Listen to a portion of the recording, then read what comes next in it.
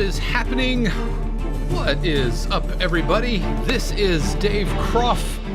Thank you so much for joining me for my music production live stream preview. It is so good to have you with me. I am going to be writing an intrigue tension cue from scratch. So if that's something that you're interested in, then stick around. We'll be going for the next couple of hours. I am starting with a blank DAW. I haven't loaded up any sounds.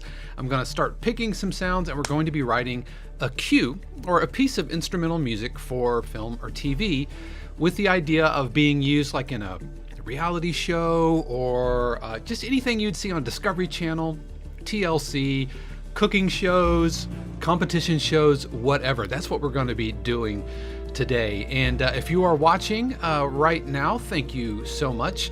I do music production live streams every single week, typically as a benefit for my Patreon patrons. But I wanted to kind of pull back the curtain and show all of YouTube kind of what goes on there. If that's something that you're interested in, please check out my Patreon at patreon.com/Dave Croft.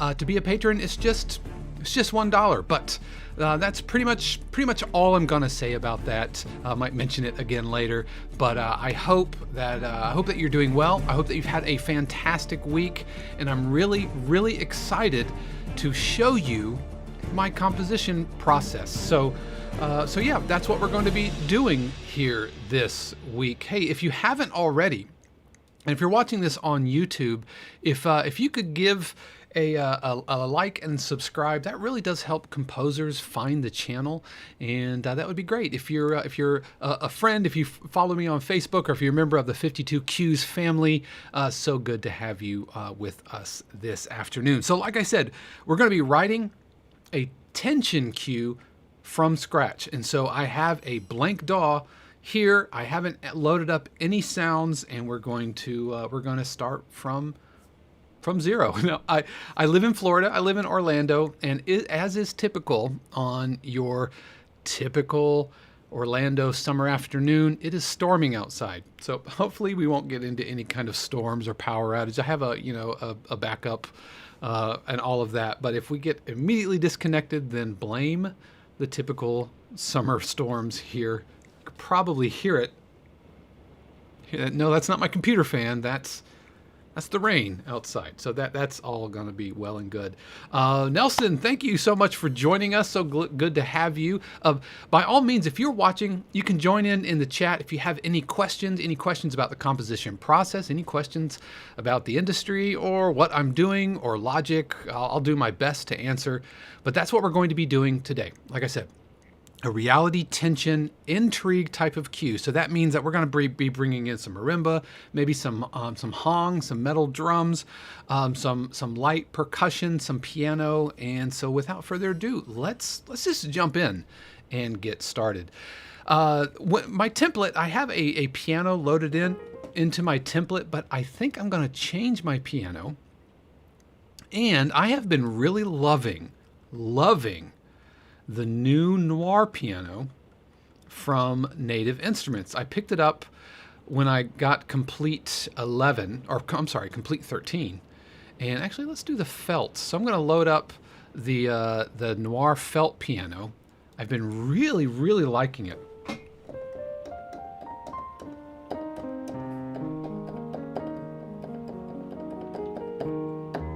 I've been really liking it lately.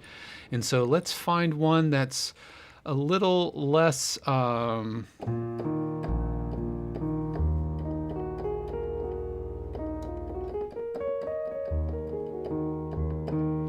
I've been feeling like E flat minor.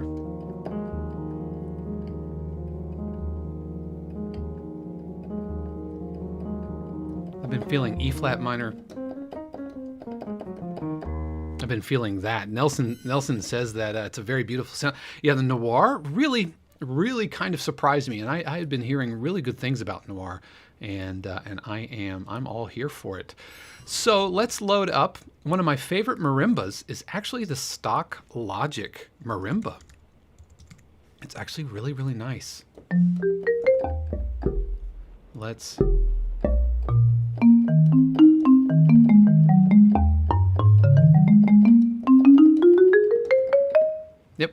I'm actually liking that marimba. And let's load up the Hong drum. I think Logic calls it the metal drum. And I think I like the ping.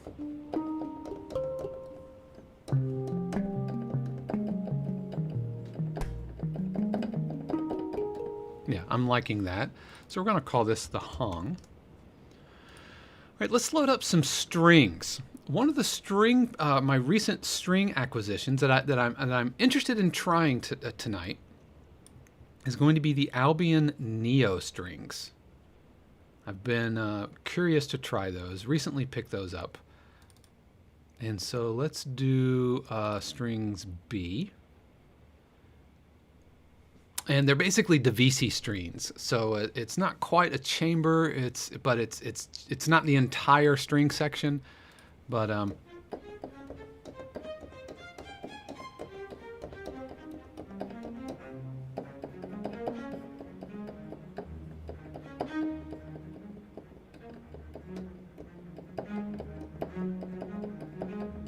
yeah, I'm liking really liking those. So we're going to call these strings high pits.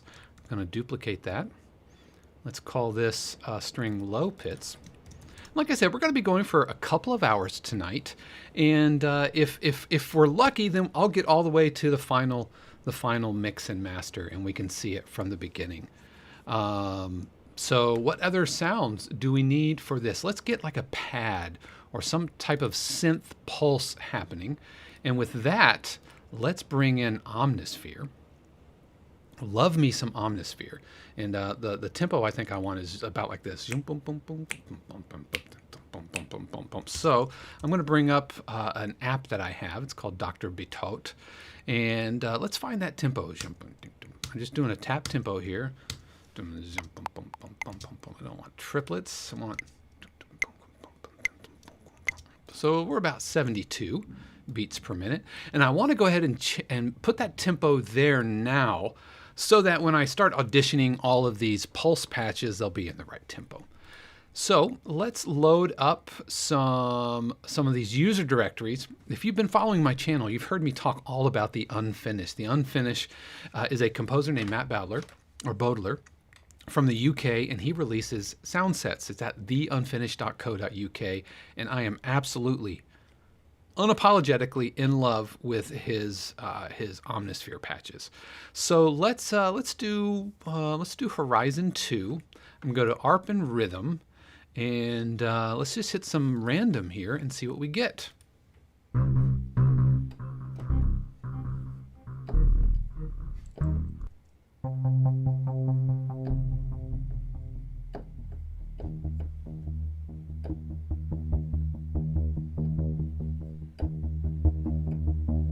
I like that.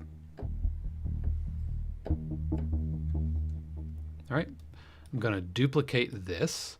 I'm going to call this Omni Pulse 1. I'm going to duplicate it. Let's go back up to here. Let's find another pulse. Let's just keep looking.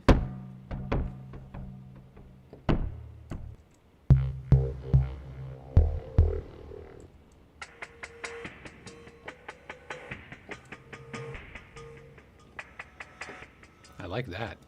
So let's duplicate that. And we're going to call this Perk Pulse. And the reason I'm duplicating it is so that I can keep this browser window open and keep looking.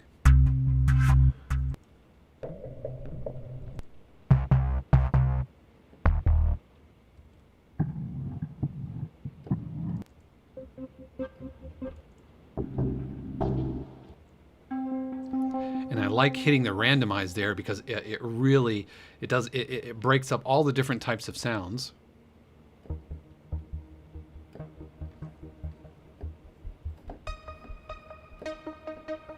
I like that.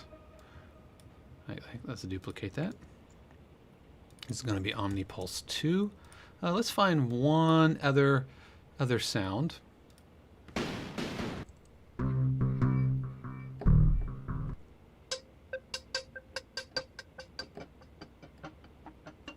Another kind of perky pulse. So this is going to be perk pulse 2. All right, so that works for that. I'm going to duplicate this, and now instead of pulses, let's find some pads, actually, let's go to textures.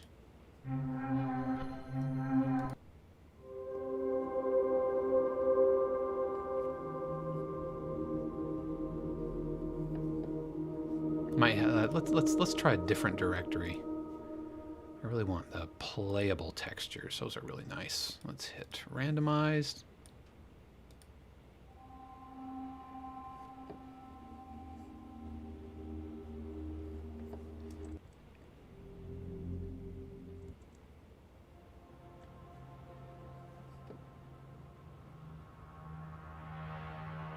And I'm working the mod wheel here. No, that has another pitch in it. Oh, got to be careful. I really don't want to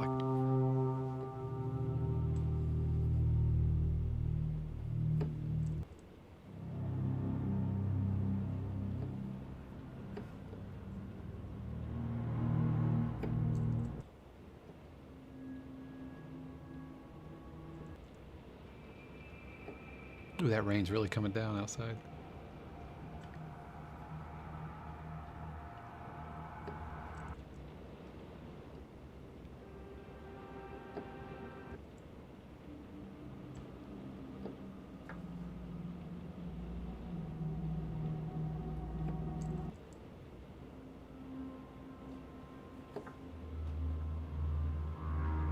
Yeah, like that one. All right, so we're going to call this OmniPad. All right. So I think we have enough to at least get started with something.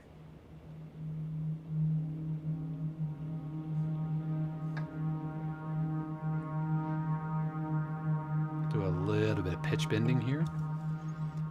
So I'm going to lay down kind of a drone really quick.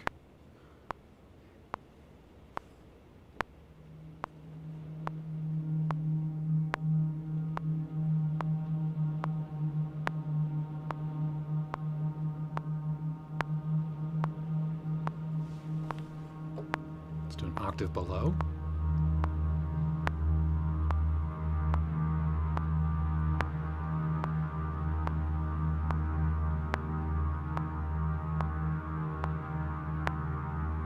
And I'm thinking in 4-bar chunks. 2, 3, 4. Let's do one more 4-bar chunk. 1, 2, 3, 4, 2, 3, 4. Now I'm about to go to a different chord here.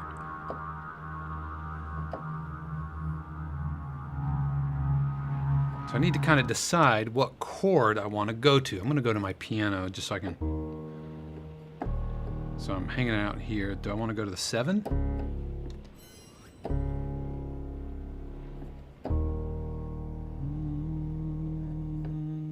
Maybe go to the.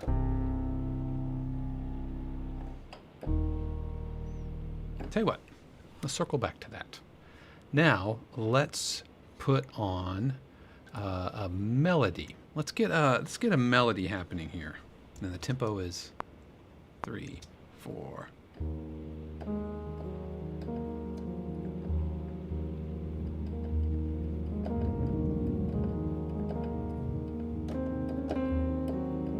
So I'm actually kind of in E-flat Dorian,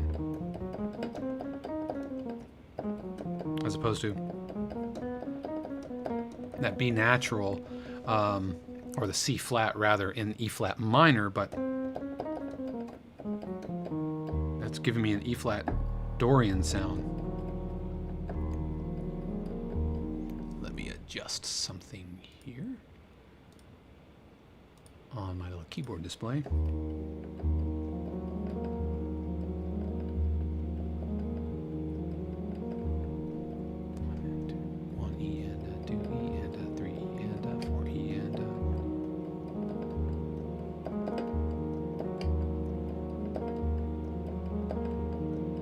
All right, got Troy, Mr. T Dares hanging out in the chat. He asked, when you're starting from scratch like this, do you already have an idea of what your end product is going to be in terms of bars, as far as 16 bars, 32 bars, to cut up into the different cue needs? That is a stellar question.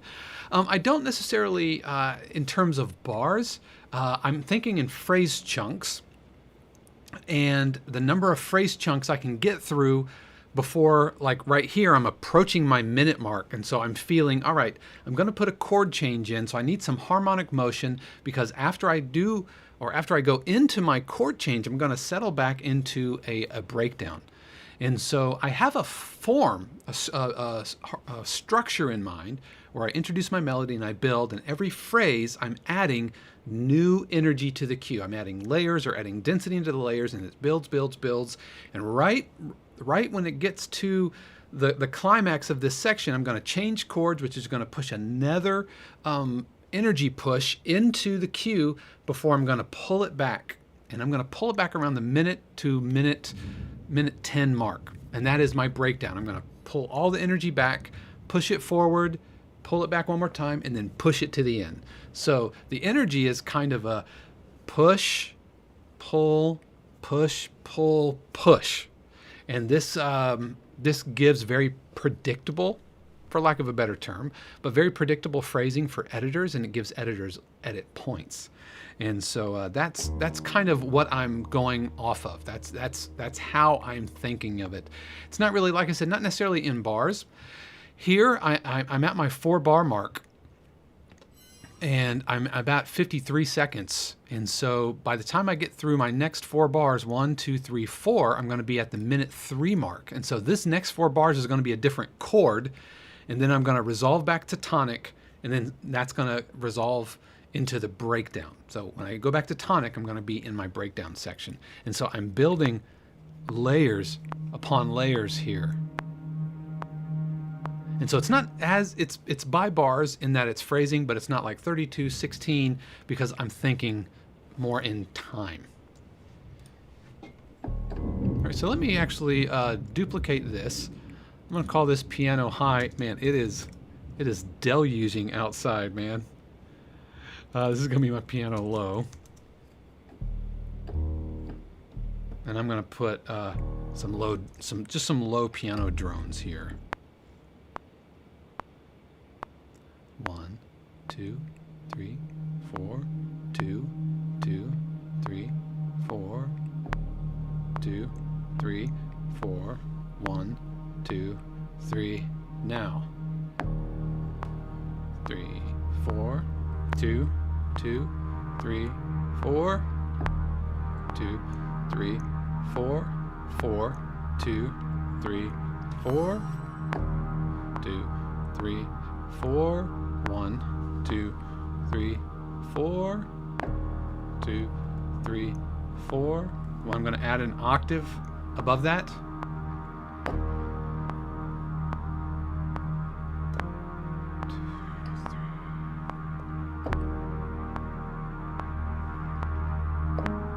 Two, 3, 4. So added a little bit of motion, just going straight up the Dorian scale here. Now, my piano note is going to come in right in here, and I'm thinking,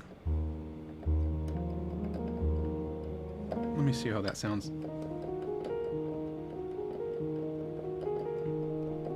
1 and 2 and 3 and 4 and 5 and 6 and. So let's see what that would sound like.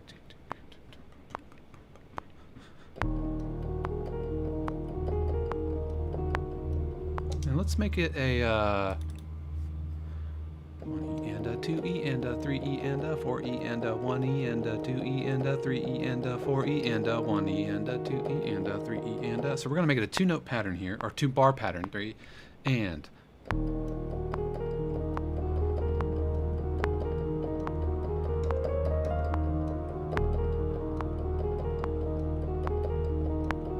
Oh, I didn't count that right. 1E and a 2E and a 3E and a 4E and a 1E and a 2E and a 3E and a 4E and a. There it is.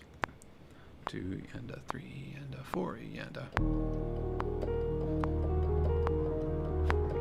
2,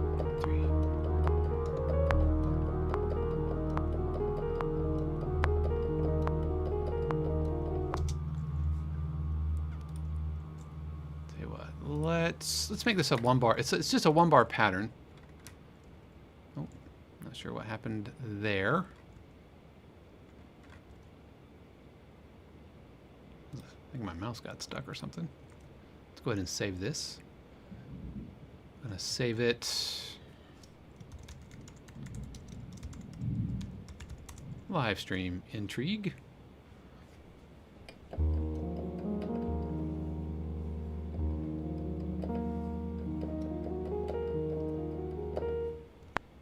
Two E and a 3E and a 4E and a.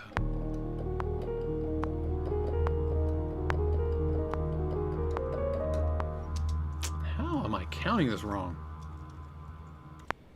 2E and a 3E and a 4E and a 1E and a 2E and a 3E and a 4E and a 1E and a 2E and a 3E and a 4E. There's the pattern. So let's duplicate that.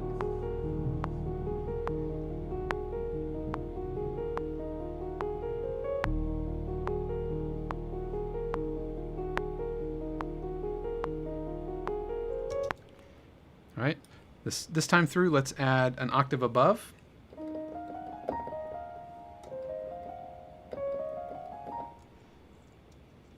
So it's going to be like this. Oops. 1, 2, 3, 4.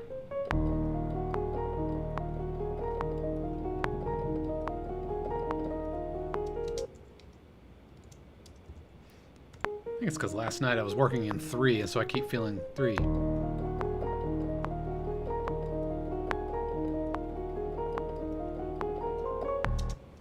All right, so I'm just adding an octave above that.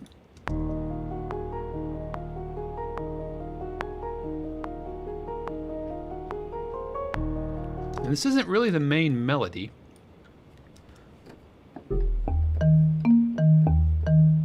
I'm going to throw this into a percussion reverb. And I use east-west spaces for my reverbs. And I really love the Reynolds Hall presets because they're already set up around the orchestral space. So I've got one set up for essentially all of the different parts of the orchestra. All of the different parts of the orchestra.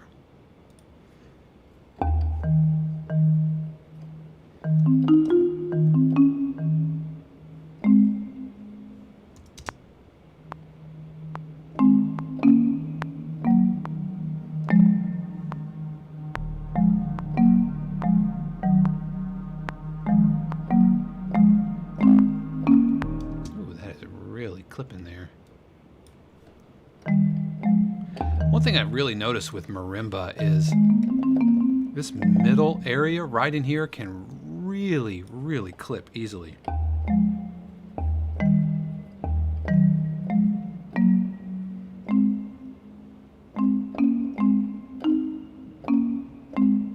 And so I'm doing this the stacked thirds marimba melody because that's the intrigue part. The publisher I'm working with, I sent them an audition track essentially and said, what about cues like this? And they loved this, and they liked the marimba play and the very kind of Thomas Newman quality to it. No, not that.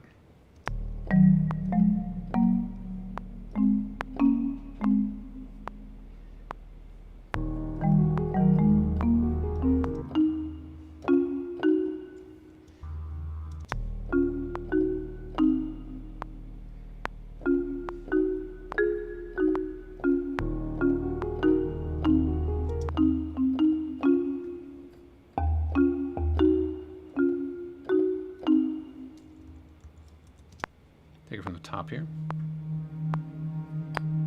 2, 3, 4.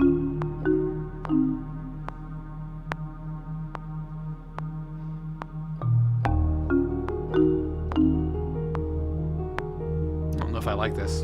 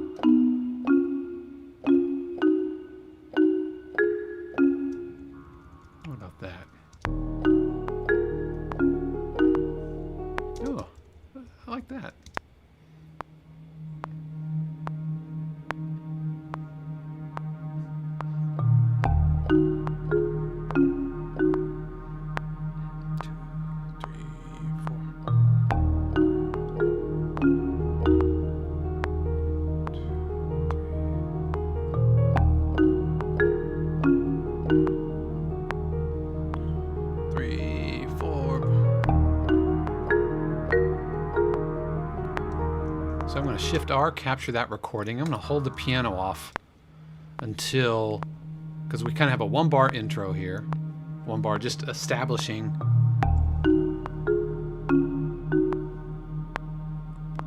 Let's get a little bit of pulse happening. 2, 3, 4. And 2, 3, 4. 2, 3, 4.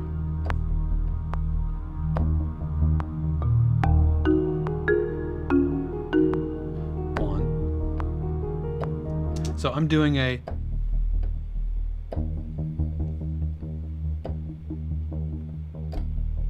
Hey Alex, thank you so much for joining me tonight. Yeah, I am writing an intrigue tension cue for like criminal investigations or trying to work out, solve the pieces of the puzzle, that type of a cue. And I'm in E-flat Dorian.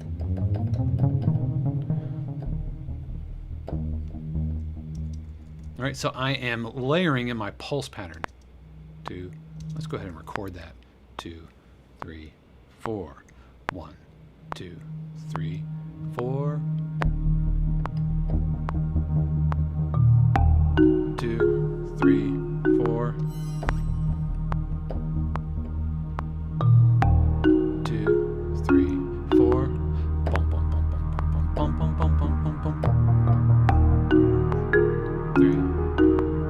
Bum bum bum bum bum bum bum bum bum bum bum. 2, 3, 4. Bum bum bum bum bum bum bum bum bum. All right, let's capture that recording. I'm going to hold off on my octaves until here.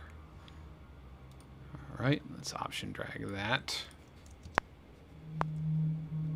And just for now, I'm going to go ahead and freeze this pad track.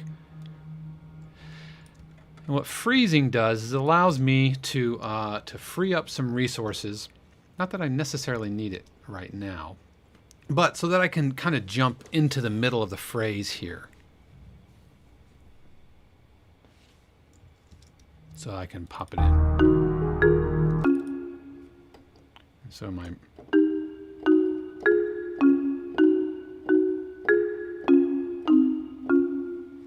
yeah, like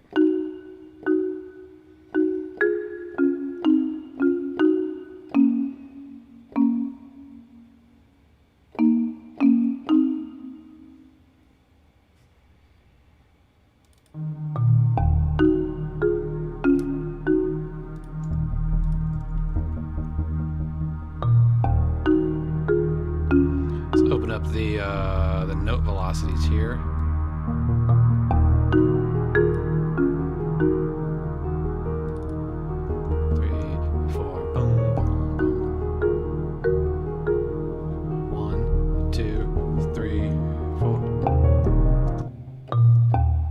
Let's add another pulse right in here. Let's go to our second pulse.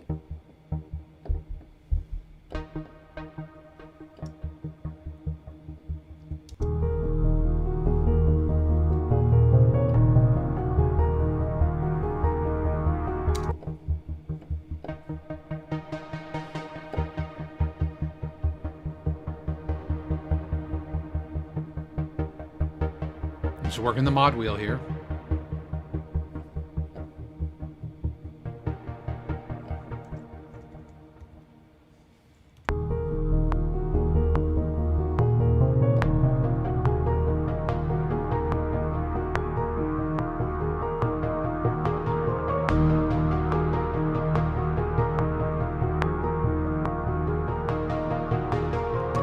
I think I need to put my chord change right here. So I'm going to split that. Need to unfreeze this. I'm going to split this. And let's actually keep my melody going. 2, 3, 4. Oops, might help if I'm selecting the right. 2, 3.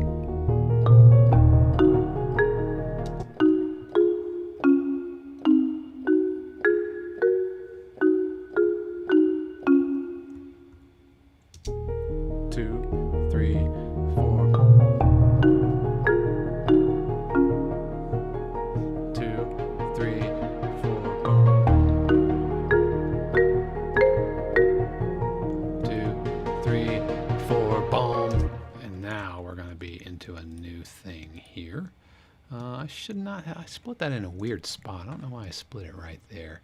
But that's all right, because I don't need it anymore. Because now I'm going to go into my new chords. I'm going to go ahead and put my melody.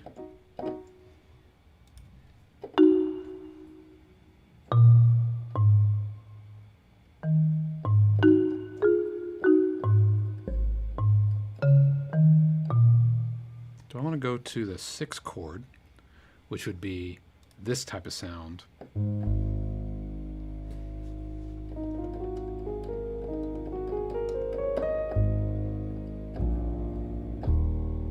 And by 6, I mean the 4 chord, which in Dorian, the 4 chord is major. Alex asks, what's the sound of that second pulse? Do you mean this guy right here? That's an Omnisphere patch.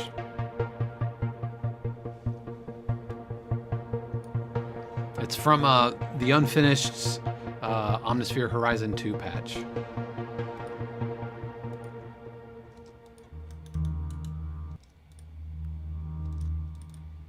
And well, okay, let's go to the 4 chord. It might be a little too major here.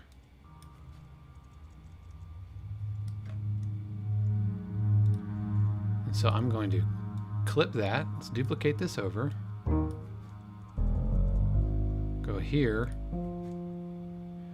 And let's go to the 5th above the A flat. So we have this. 3,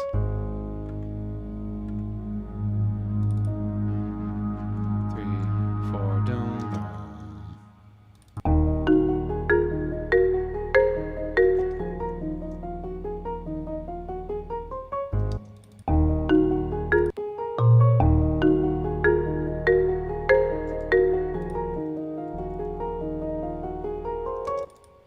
Let's change these notes, these bottom notes here, to and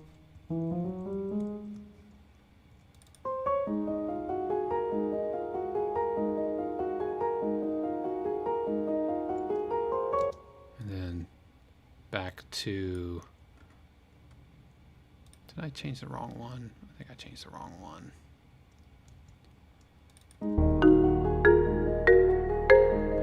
Totally changed the wrong one. All right, let's put this back to E flat. This one goes up to A flat, going to the 4 chord.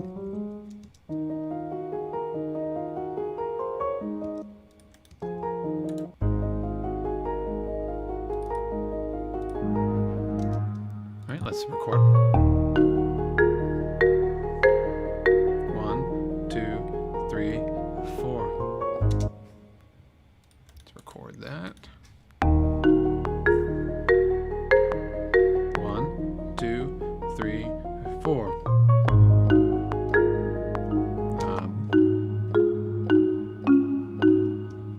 Let's do that melody there.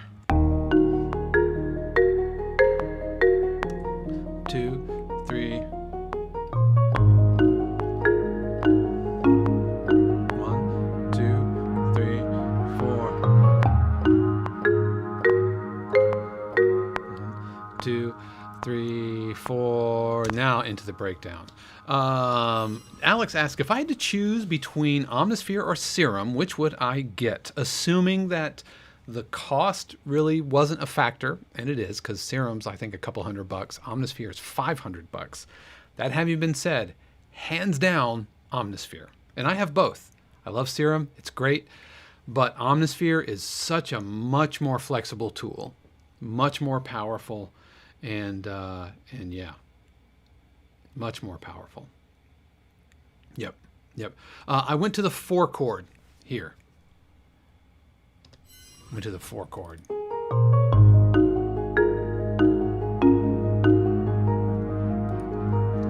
now we're going to go back to the 1 chord.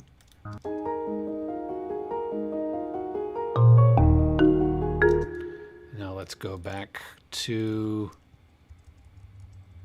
the E flat. All right, let's get my pulse back in here.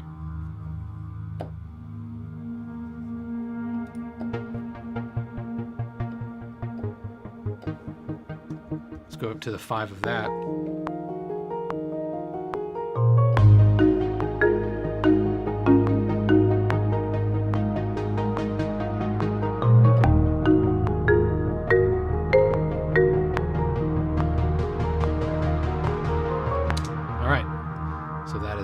pulse. Let's go back to this pulse here on the bottom. So we're going to the octaves.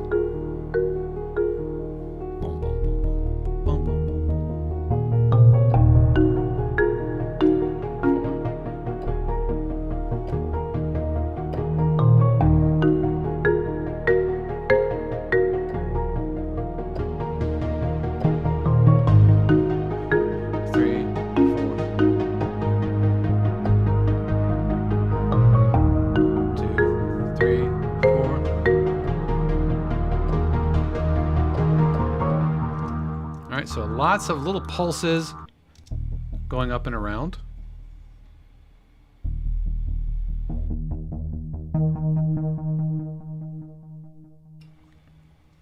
I did not actually need that one there on the downbeat, but let's go ahead and join that as one large region.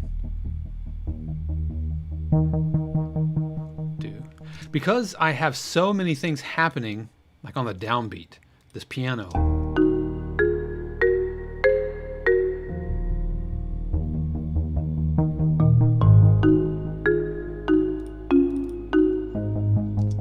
Let's make this not that.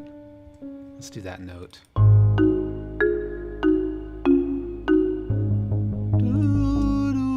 Yeah, let's make a little suspension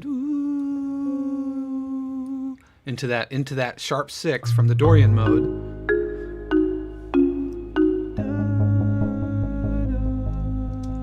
Let's split that. So it's going to actually go into suspension, resolve both ways.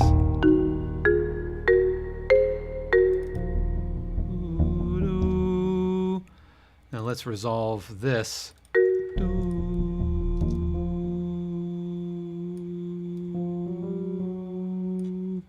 And yes, I'm singing those notes I'm trying to hear.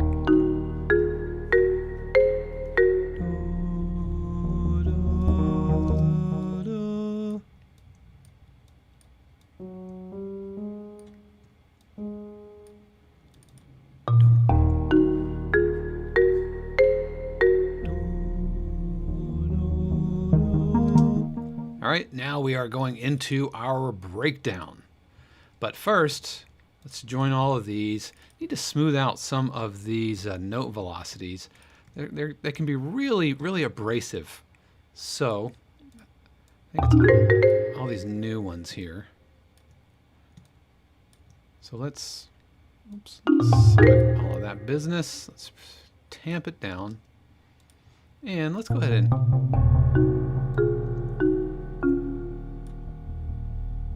and I'm also going to go ahead and throw on my enveloper tool. This is basically a transient designer to where I can shave off the high end. So I'm going to roll off, not the high end, the attack and the release. So I'm going to roll off the attack.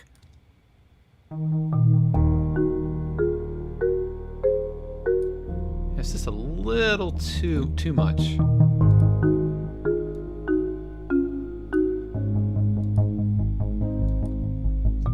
You know what? I don't like that major third here. Let's imply it.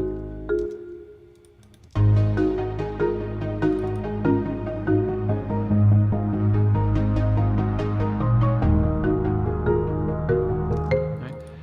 That modulation got a little too bright. So let's chill it out just a little bit here. Let's look at where it's coming from before. Let's connect those. All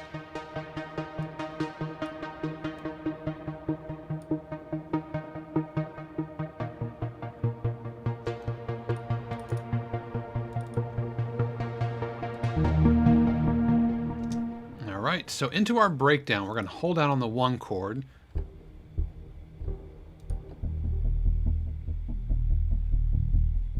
Now, this pulse we've been kind of hinting at for the whole cue so far.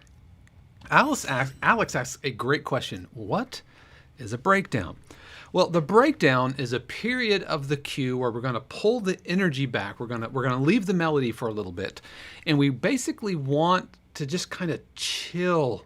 Right? We don't want the energy to die, and we're going to keep some rhythmic pulse happening, but we kind of want to flatten out the energy and let it just kind of brew for a moment before we push back to the end, before we bring our melody back. This is also a great place to introduce a secondary or counter melody, and so yeah, that's what the breakdown does. And it also helps editors. It gives editors a different flavor in the same cue without changing keys or changing tempos or anything like that, and just gives them a different portion of the cue that might be usable for heavy dialogue, or just it gives the overall cue some structure, so it's not just every phrase we keep stacking upon stacking upon stacking.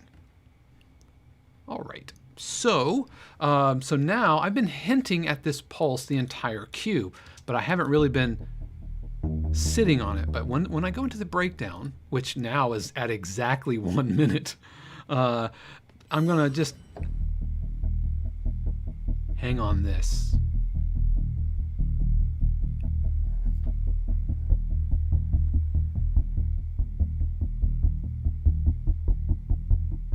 And I'm going to roll the pitch bend a little bit as well. So maybe for 2 or 3 phrases.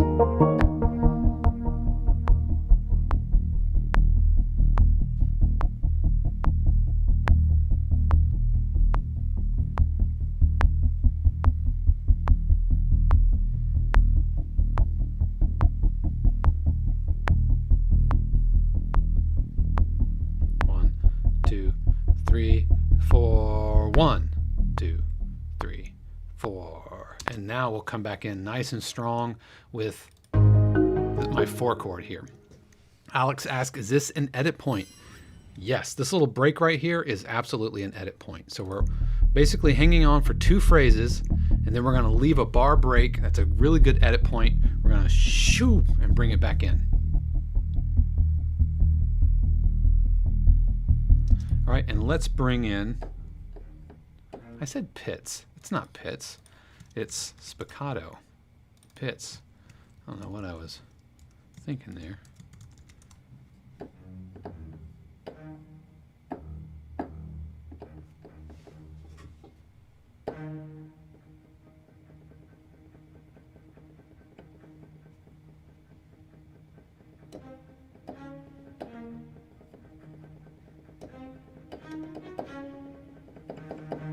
Something like that for their breakdown.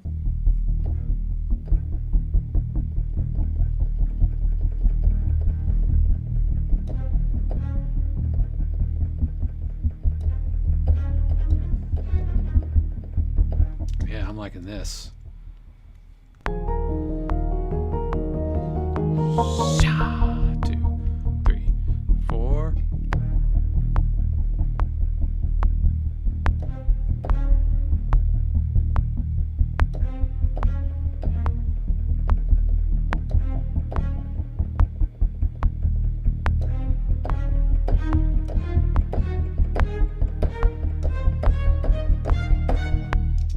Just going up the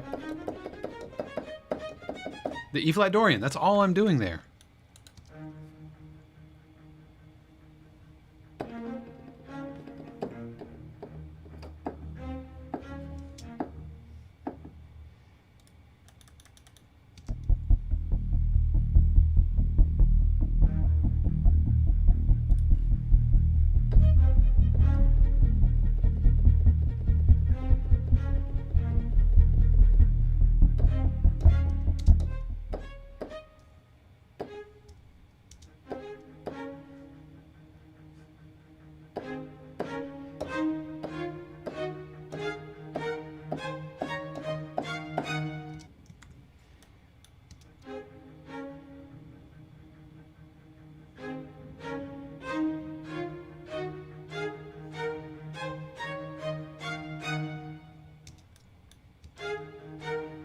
Kind of resolves on the 1 chord, and I don't want it to I don't want it to resolve on that note. So because of that, let's take this all. Let's record it one more time. So instead of starting, let's start here.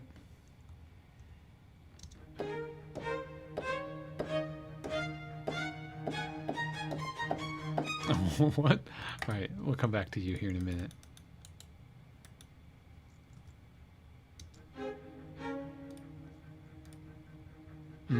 Bop, bop, bop, bop, bop, bop, bop, bop, bop, bop, bop.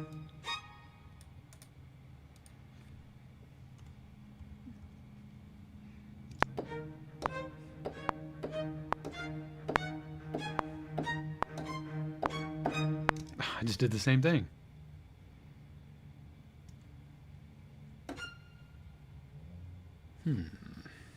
What am I feeling?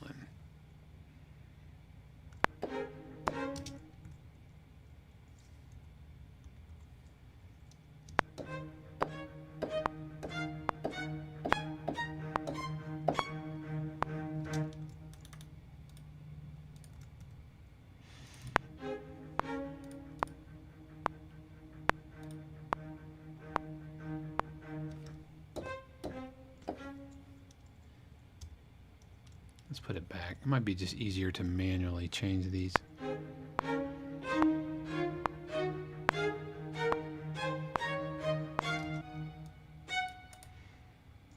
How about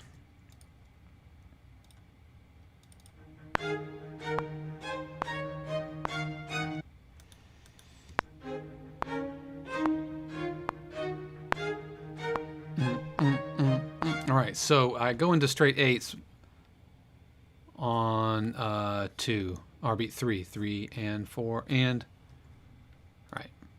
So let's mute you for now. 3 and 4 and is what I'm shooting for. So it's going to be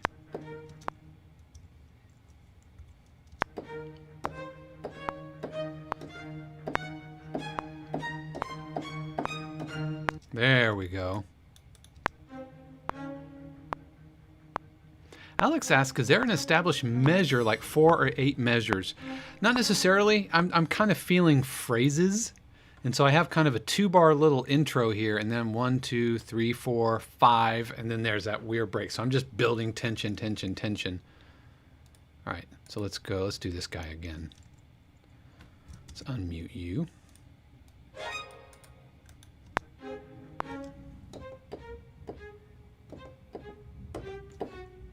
So it will be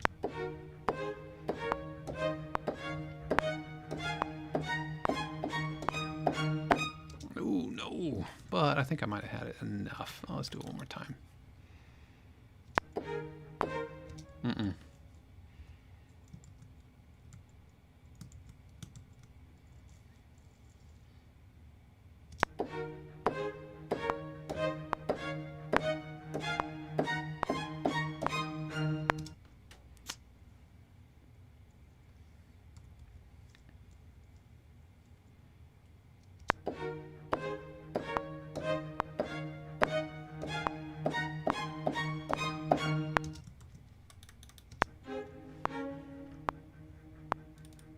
Now let's get our synth pulse back in.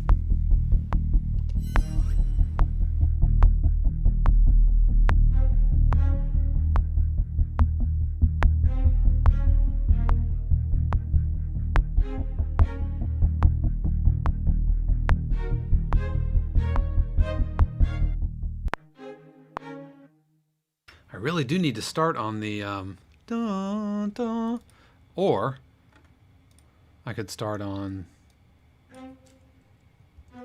do this, like that.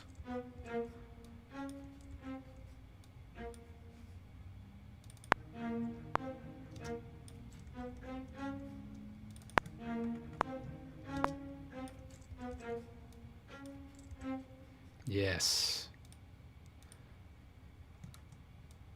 So instead of starting on the C, start on the B flat. So now we have this.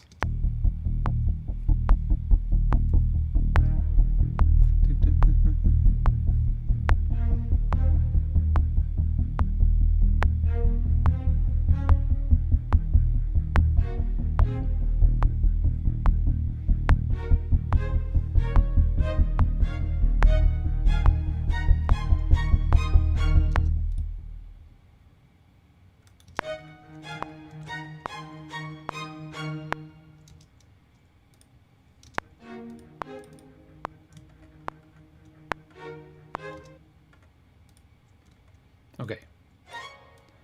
That needs to be an octave lower.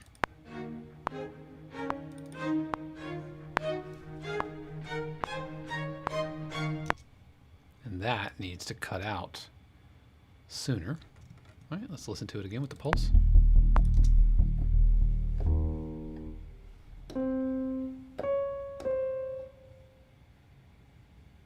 And let's have a little bit of...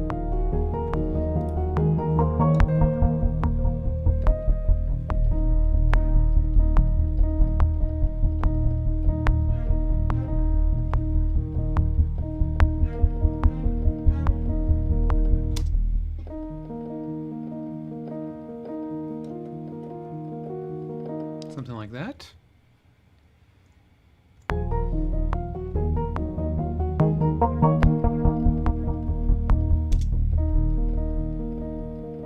Starting on that top note.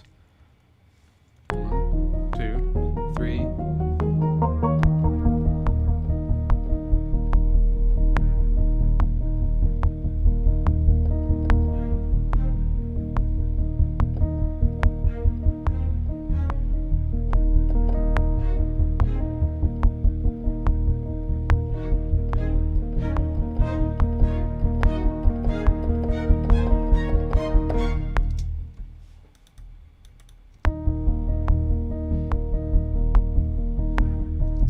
Let's look at this note. So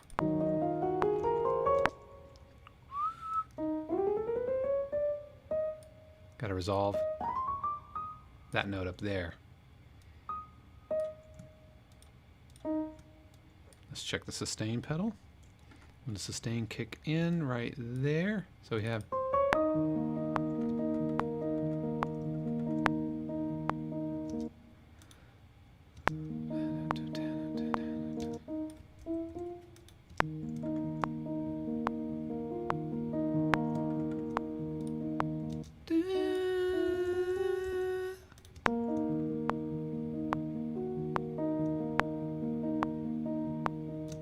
back up to the F, a little bit, just motion.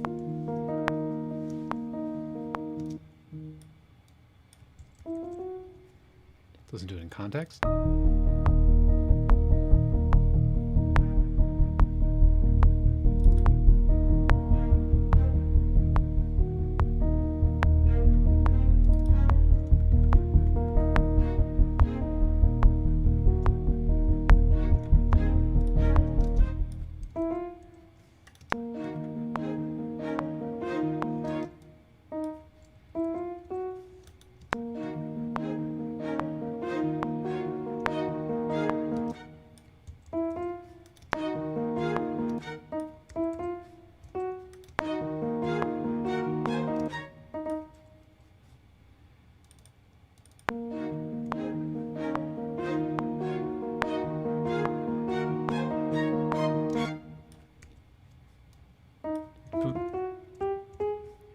Up.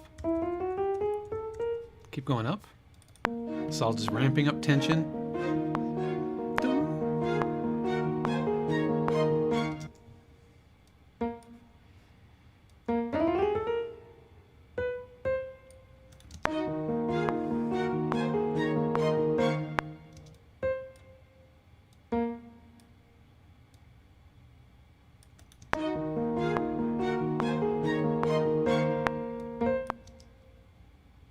Really hang that note.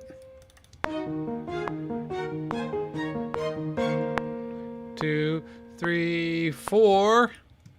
Alex asks, have we gone back to the minor 1? Yes, this whole breakdown section is in the minor 1. We go to the 4 chord here.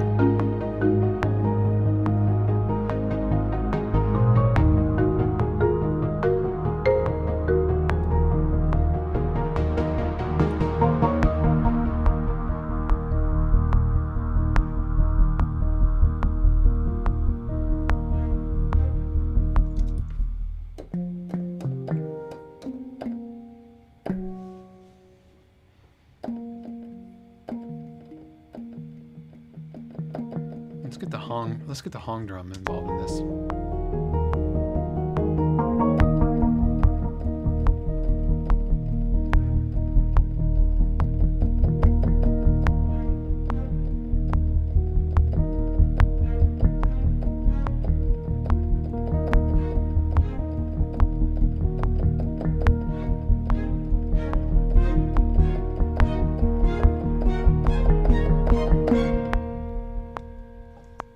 Shift R, capture that recording.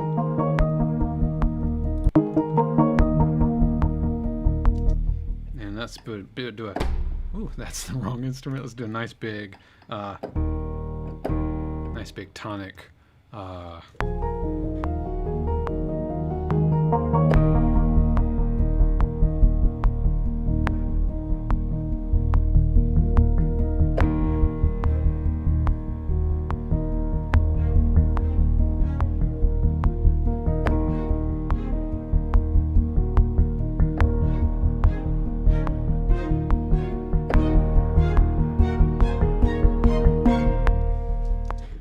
To cut out this pulse even earlier because that delay is ringing out.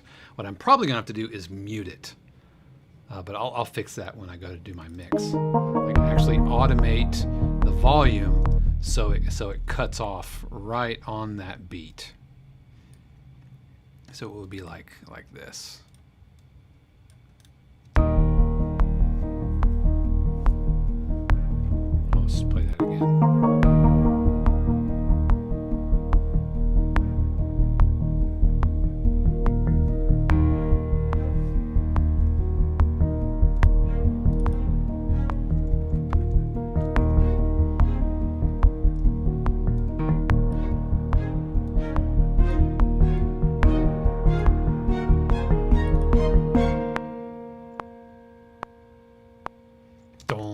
Let's go to the 4 chord. So let's just grab this. Boom.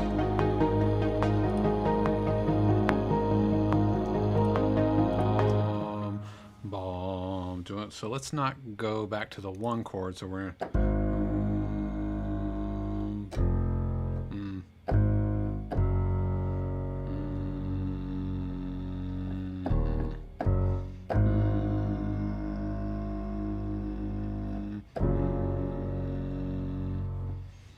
the 4 chord, or we can go to the 7.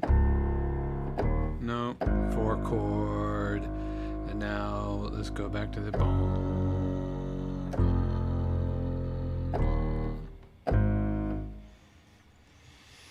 So let's go to the. And instead of using this, let's use this guy. Grab all of these.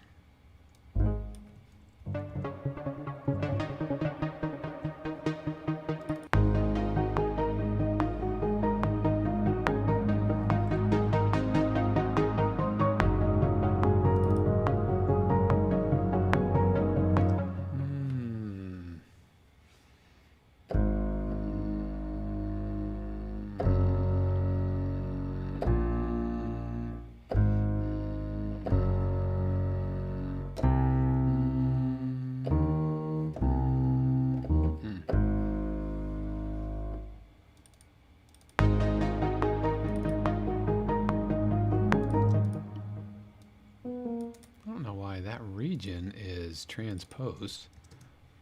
Don't want it transposed. That was really strange that it did that.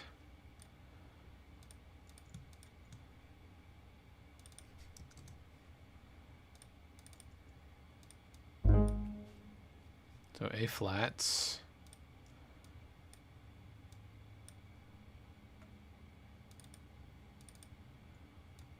So we're going to that note right there. That's the 5th above it. So we're going, let's fix this note here.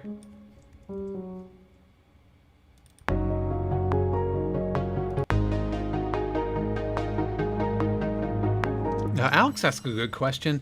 Any 5-chord in a cue like this? I mean, yes and no. I'm not doing the 5-chord. I could go to the 5-chord, go to the 3, and then up to the 5, and then to the 1. But no, I think I'm just gonna leave it down to the 3, then to the 1.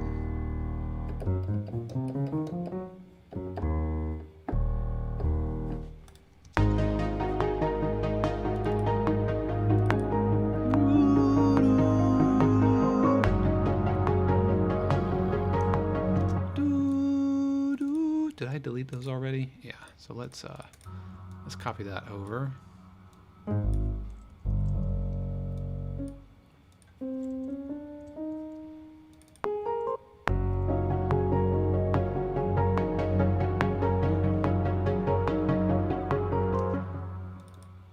Now we go to the 1 chord.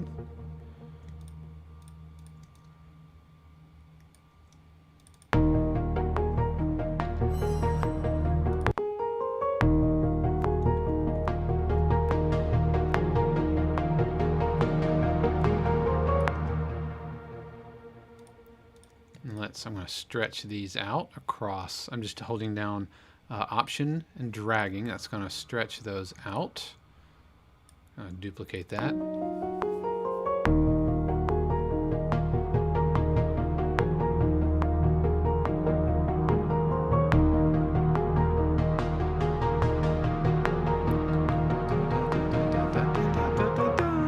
There's my button right there. All right, let's get the let's get my pad involved here in my B section.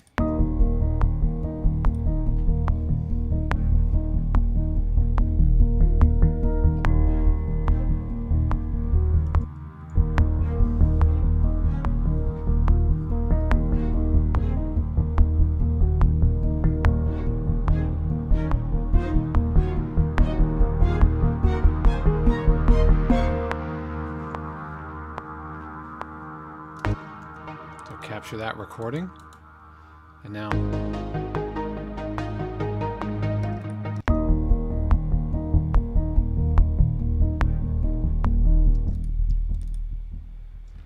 tell you what, Native Instruments sustain pedal programming stuff is always weird. I don't know if it's a Logic thing or what, but whenever I play it, it will just drop the sustain. Anyway, it's just a little frustration.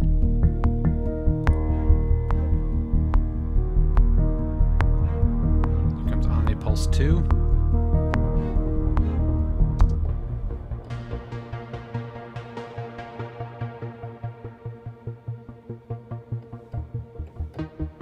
I'm going to put it on tonic here.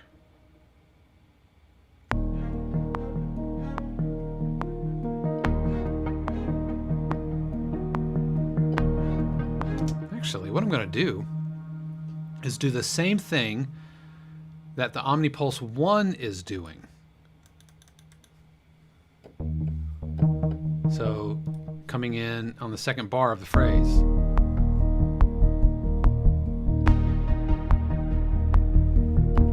But not that loud.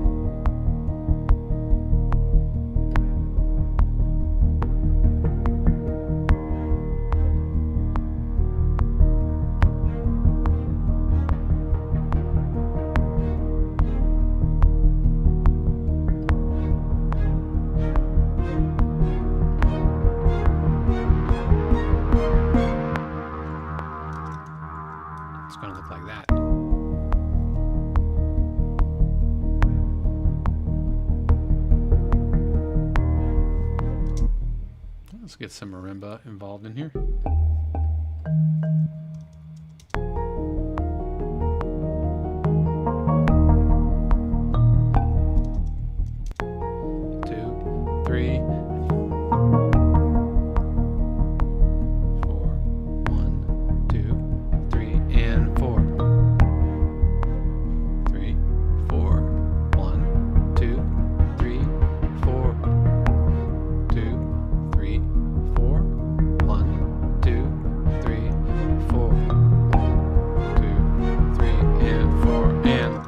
So there is that.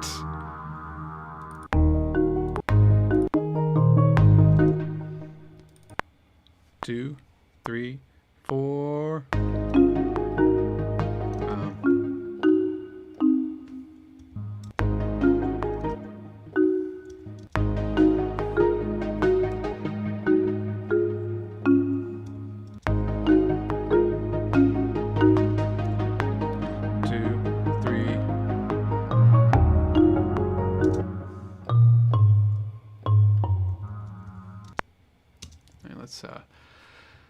Let's go ahead and split this. Marimba high.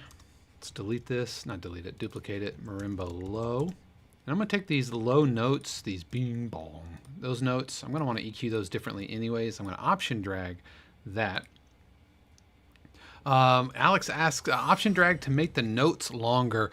No, what option drag here is I can option drag the region, and that stretches the region. As far as Pro Tools, I'm afraid I don't have the answer to that. Pro Tools is not my jam. Maybe somebody in the chat might know though. So let's delete those from the marimba high. Let's delete the high notes from the marimba low, and so now we have.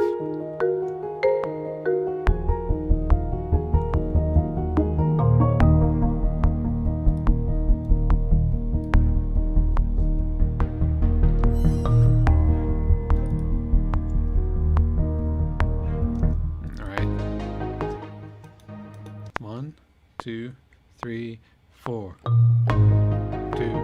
3, 4. 1, 2, 3, 4. 2, 3, 4. 1, 2, 3, 4. 2, 3, 4. 1, 2, 3, 4. 2, 3, 4. 1, 2, 3, 4. Alright, so that should be marimba low. Select all, Option Shift in. Let's retitle that. And so now we're going to have 2, 3, 4.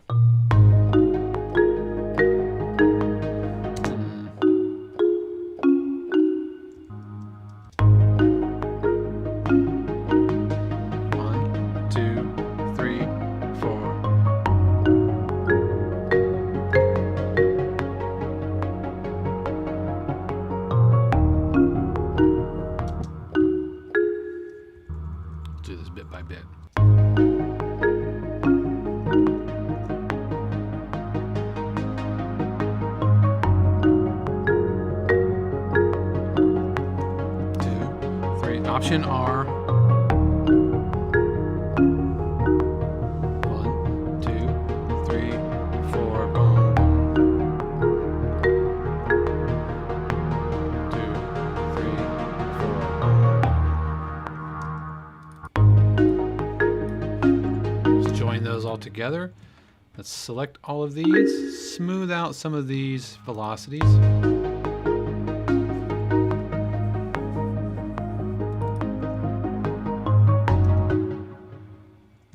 Let's get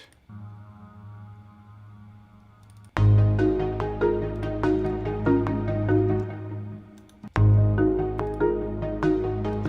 didn't like that.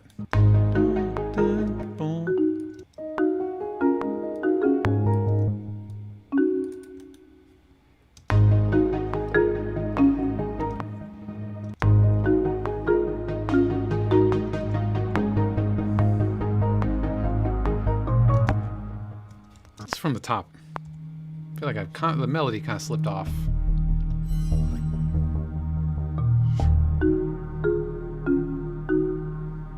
There's my main melody. Do do do do. Do do do do.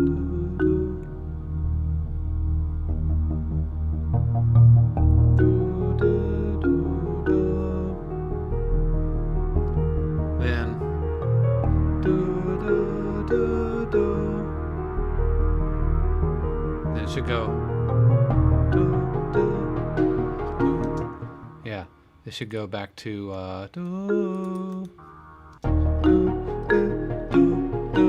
yeah, like that.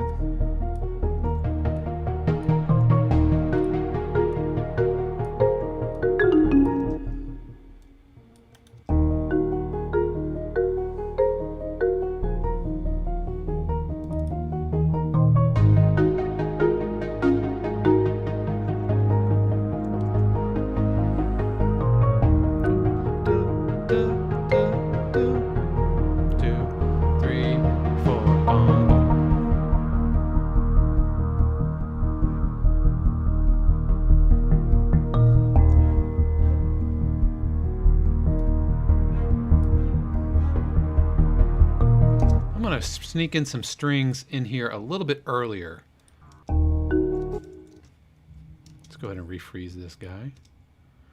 I'm going to refreeze this pad. I'm going to freeze this other pulse too. Actually, no, I'm not. But I am going to freeze this guy. And what freezing does is it's a logic feature which essentially bounces it into place and puts it into the background. So it's less permanent, but it actually creates AIF files. And it just hides it, and it's a way to free up resources in a way that I can jump in, and it doesn't have to start from the beginning of the MIDI note. Let's see some of these.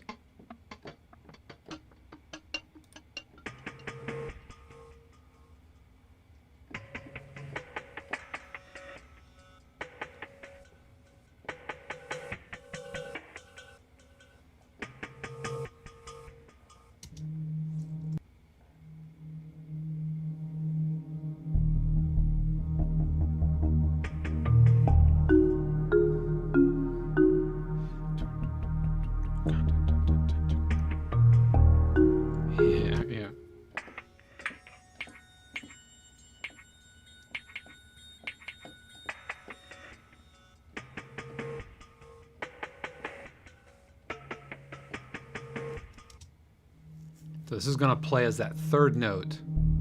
2, 3, 4.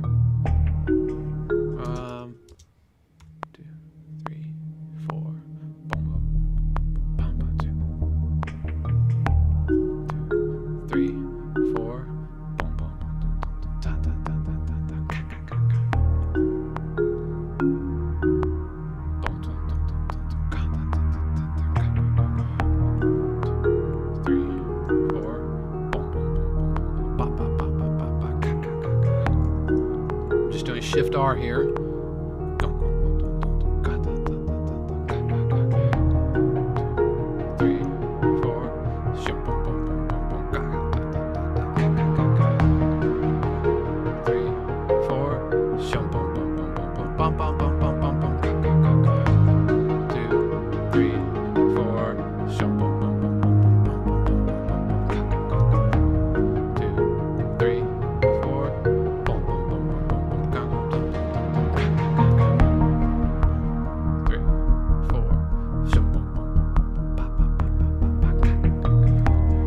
That happening.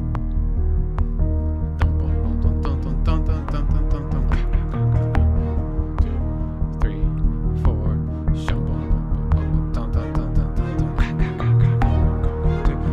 3 and 4. 2, 3, and zoom.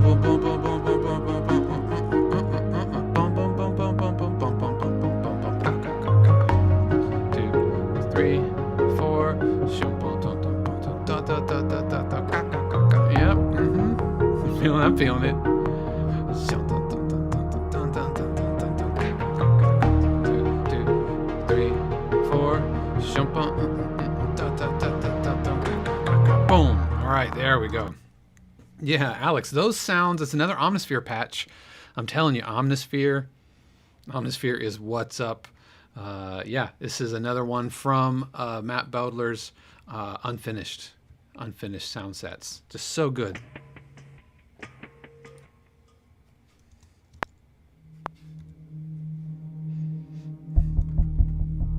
All right, I need to get these guys back in the picture.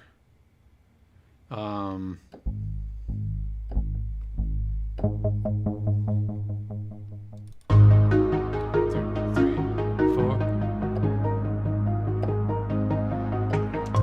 Oh, I need to make sure also that I have returned back to 0, 0. Tell you what, I'm just gonna not worry about this right now, and I will futz with this after the fact. 2, 3, 4.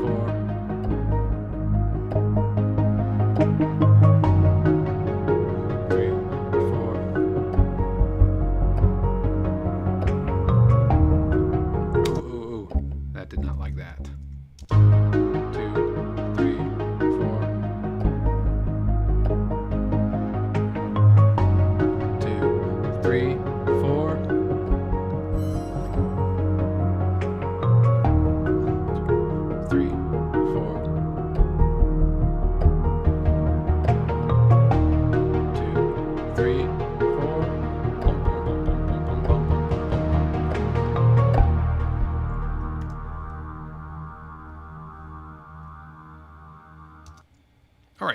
Another percussion pulse. All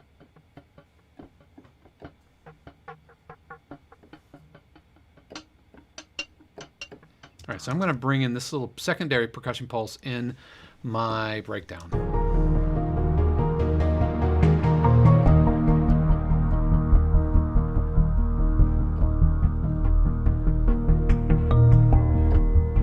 All right, so I'm going to bring it on the and of one, an and of one. So about like that. 2, 3, 4, and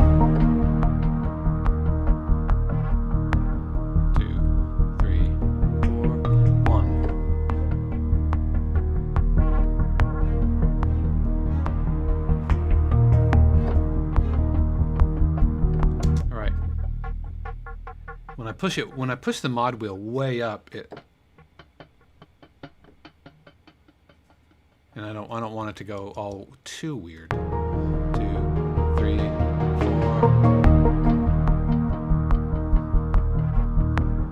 2, 3, 4.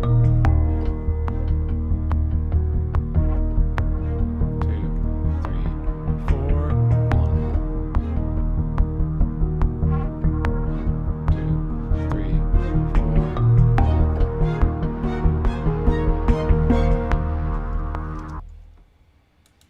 All right, let's go ahead and keep this. 3,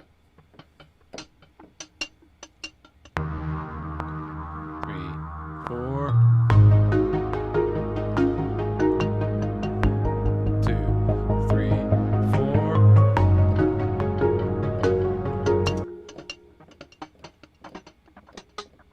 All right, so they are pitched a little bit. So let's 2, 3, 4.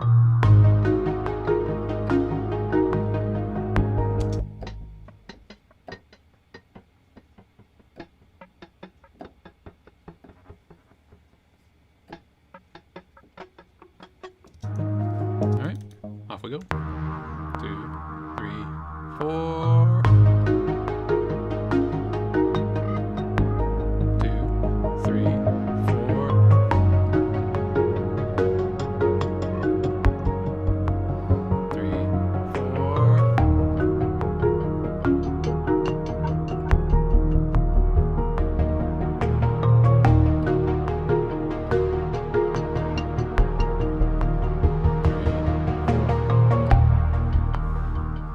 I liked everything except the last note. And I think I need to chill some of these velocities down just a little bit.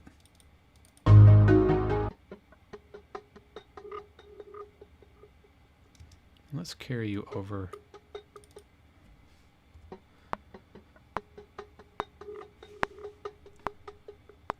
I'm going to make these all the same length, so I'm going to hold down Option and Shift, and that's going to snap those all to the same length. There we go.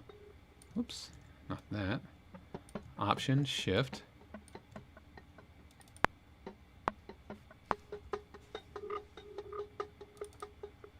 Yeah.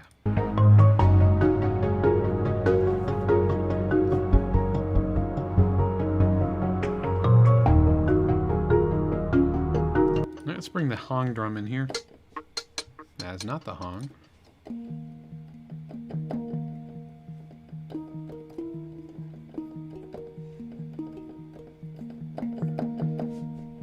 Into this pattern here. Actually, do I want to do... I think I do, so let's do that.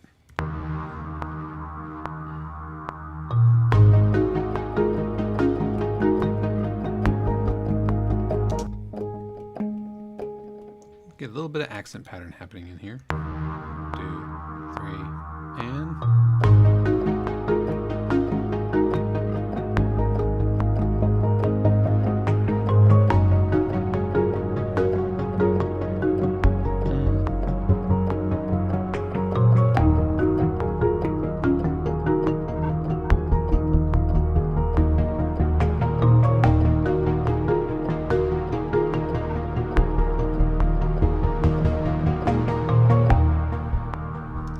So that N sounds like that.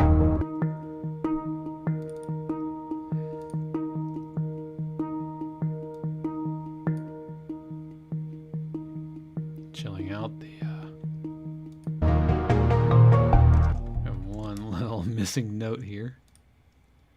That should be right there.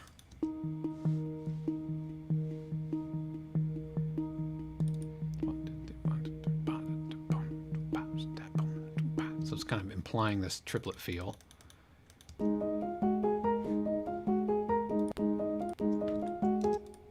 Again with the sustain pedal. You go away, I don't need you.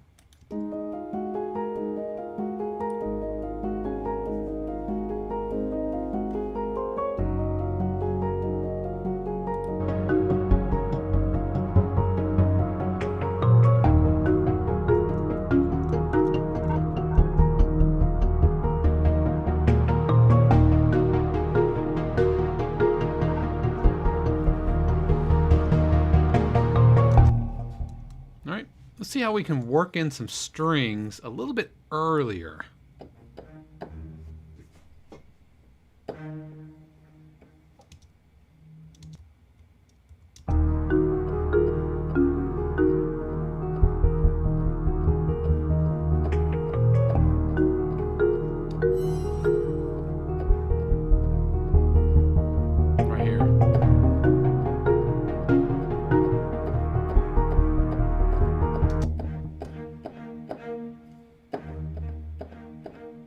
So something like that. We'll bring it in right here. 2, 3, 4.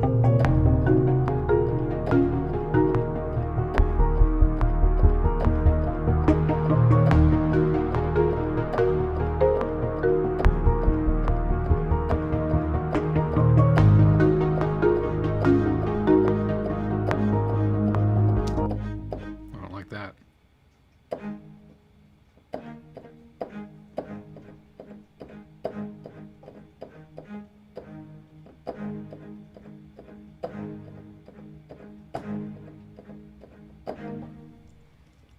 Let's do that again.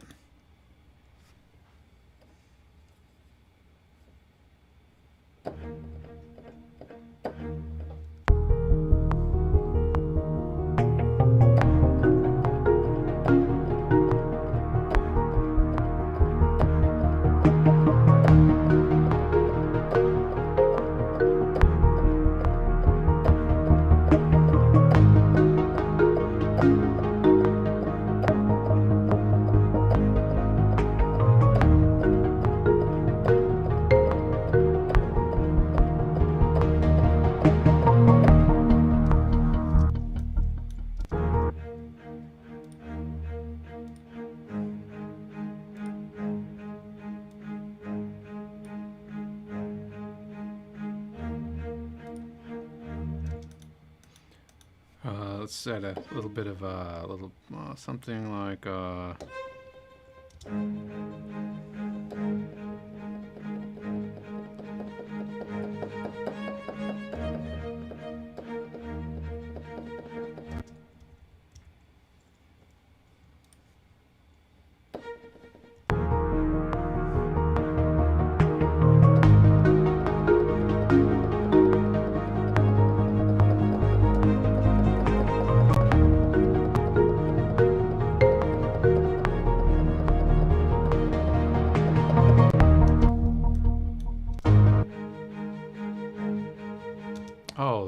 those needed to be on the high strings. They need to be up here.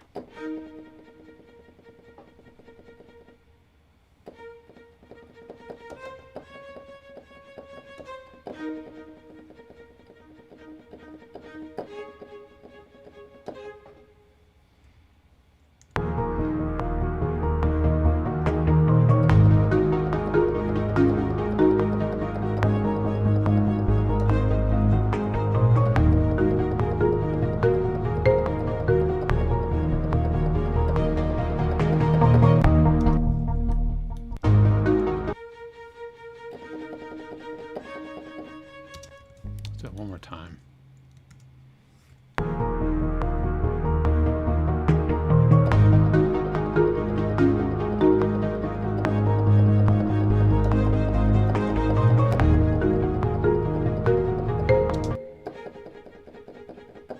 Yeah, I'm over the A flat right there. So let's make sure I'm doing the A flat.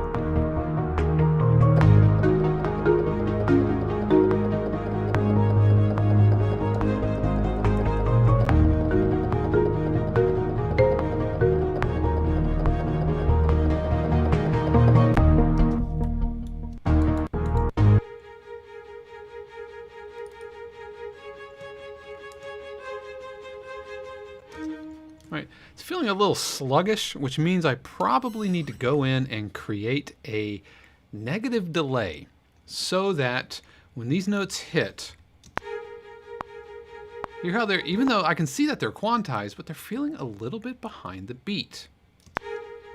So I'm going to go in to my delay. I'm going to do a negative delay of about 20 ticks or so.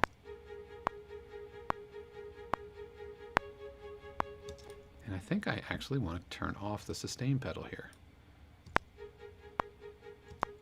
I lied. Let's turn back on the sustain.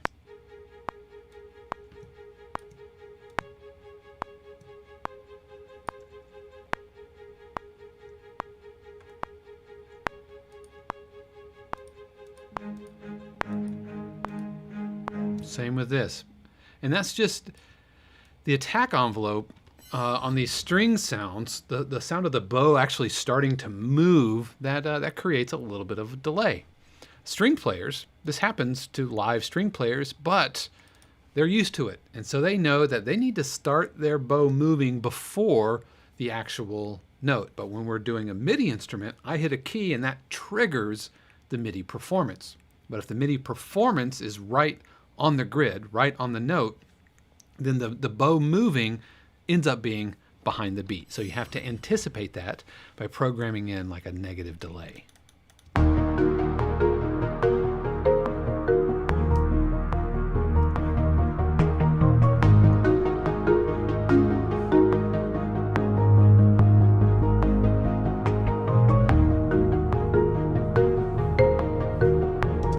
All right, I'm going to load up some percussion. I need some glitchy kind of minimalistic type of percussion here. And so I just need those types of little sounds. And I think Logic has a good one.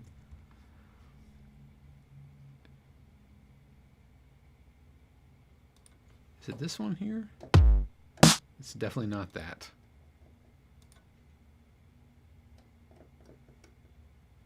I think I might be moving.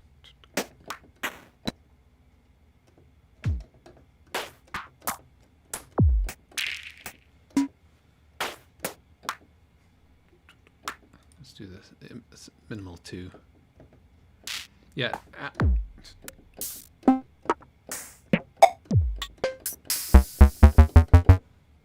Yeah, Alex asks, negative delay is pushing the notes forward. Yes, it is pushing the note forwards by, in my case here, 19 or 21 ticks.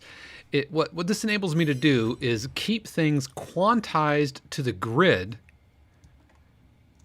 So if I go in and actually quantize it, it stays quantized, but it's pushed back by a negative delay, in this case of 21 ticks.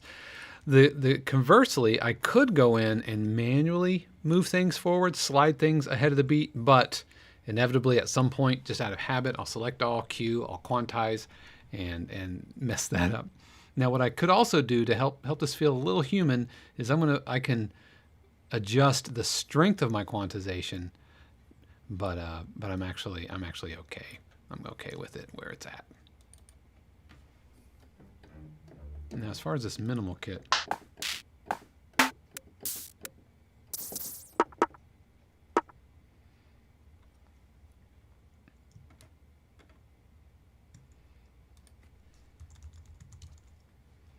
not sure I'm liking these.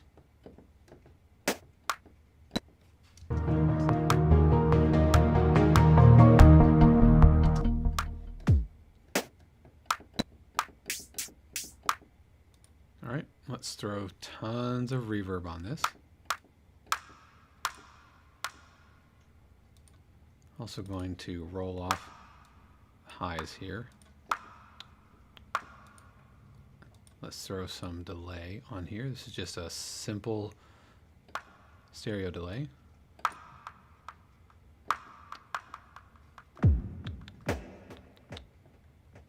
Let's go.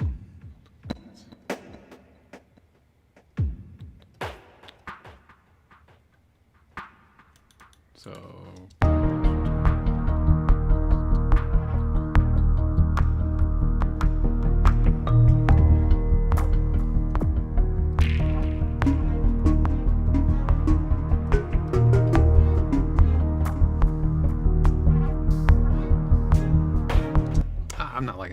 I'm not liking this. Get out of my face.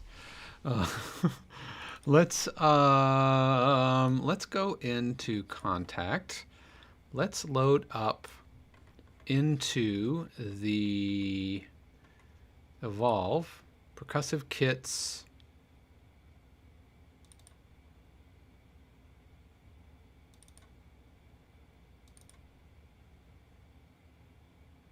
Not that. Drum-like kits.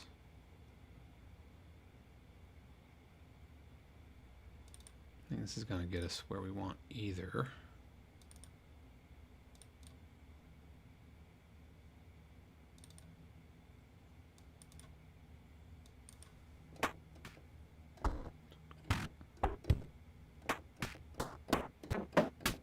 Yeah, this is good.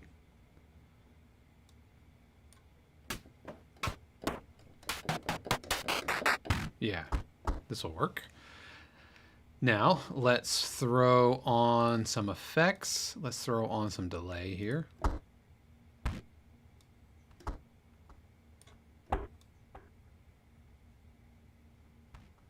All right, I'm going to use the sends. Let's throw on some reverb.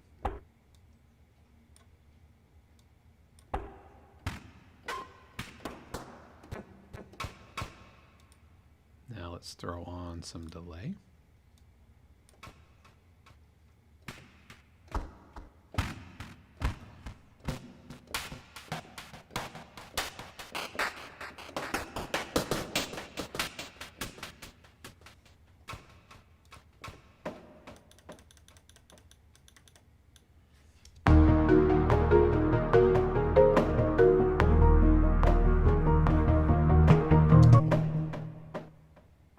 Let's turn this delay from straight eighths to dotted eighths.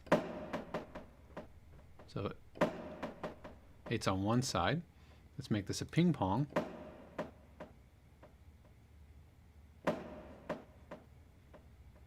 Let's go ahead and make it the same. Let's do no.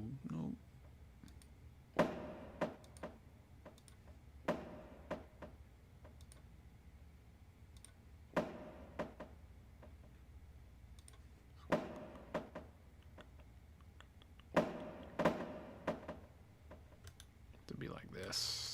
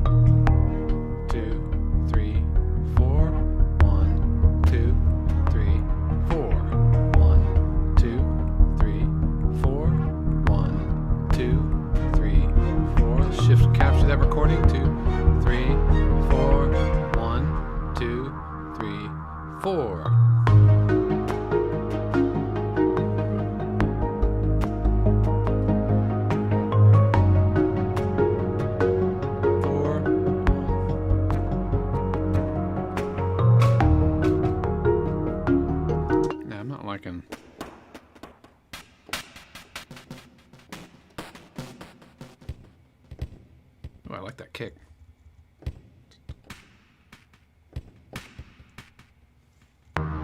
2, 3, a little kick snare action.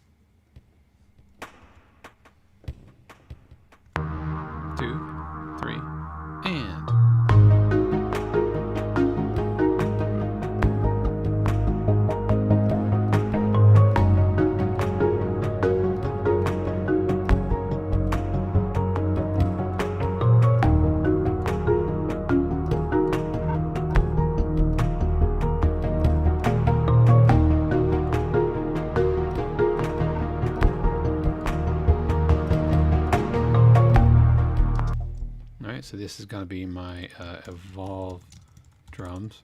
Yeah, Alex, yeah, Evolve is great, man. Evolve is really, really good. I love me some Evolve. Let's work out this button.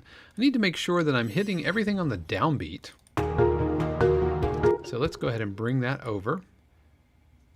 So Option drag, trim that out. So I just need a 2, 3, 4, just everybody kind of hitting on the downbeat. And I need to resolve my piano energy here.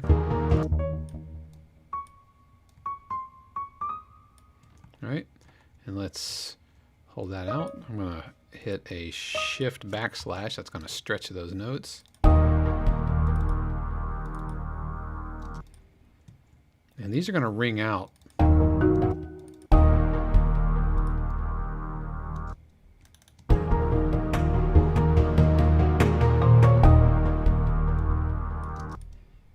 Let's roll off the highs.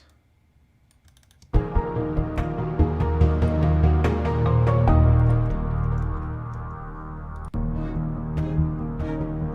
I'm going to change these to my new note, which is, whoops, that B natural.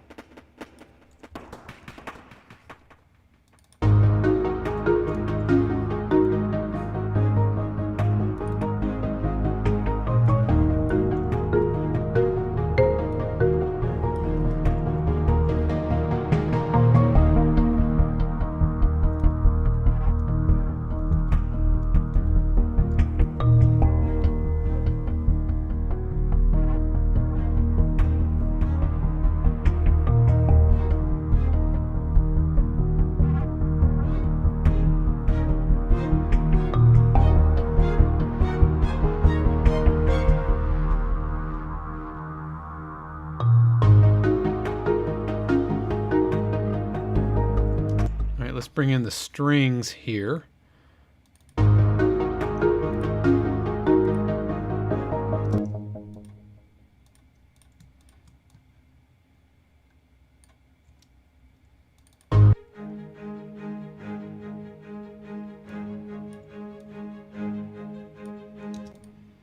Now go.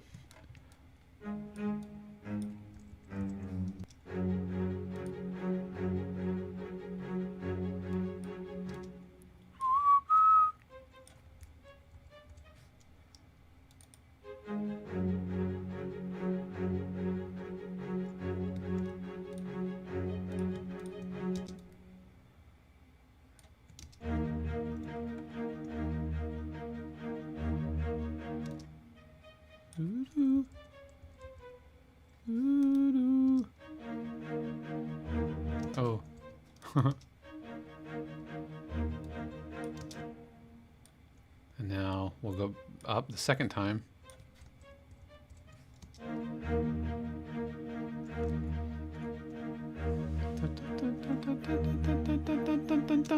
All right, let's do our button and let's resolve it onto the downbeat.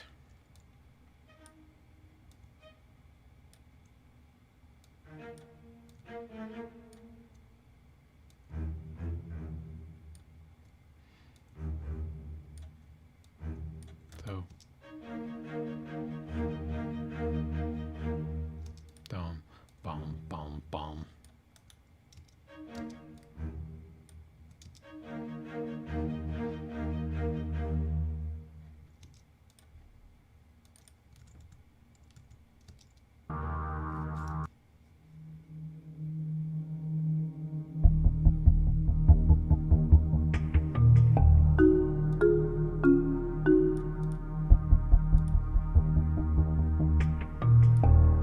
Bit of reverb on those little percussion hits.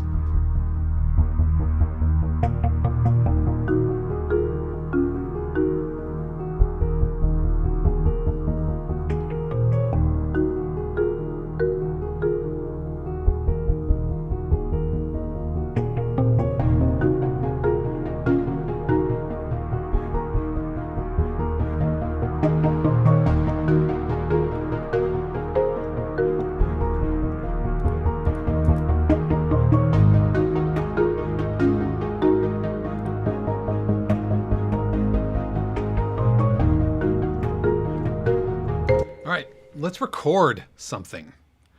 I'm going to record two things, actually.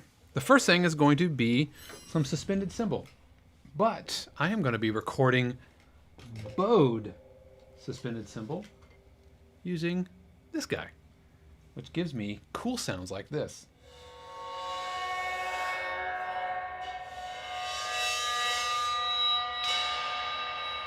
In fact, let's switch it up. I'm going to switch it up and put a different cymbal on here. 1 second.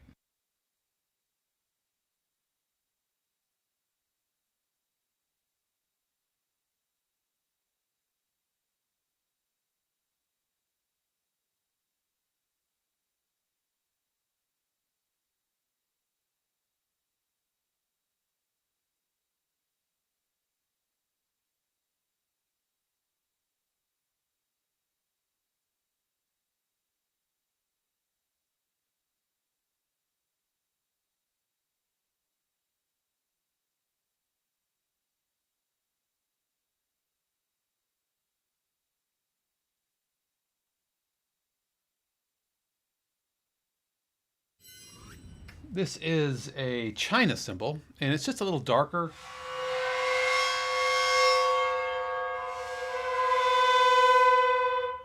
Alex asks, so ABA form? Yes. Yep, absolutely. ABA form. Okay, so I'm going to create a new instrument for my microphone, stereo 3 and 4. I'm using a stereo pair. And this is going to be my cymbal effects. Let me do this.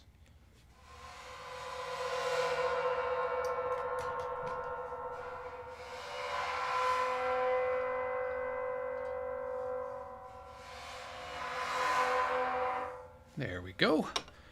And now let's record some. I'm gonna record it, and I'm gonna record in and out of the phrases here.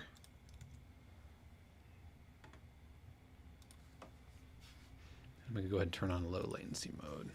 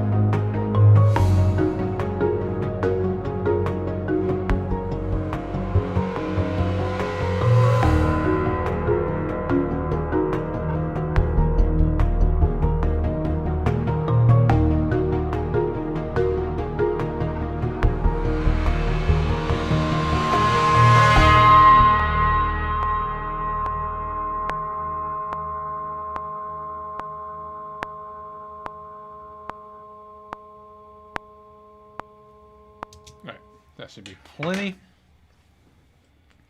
Thank you very much. Let's throw lots of reverb onto this guy. Let's also throw delay onto this guy.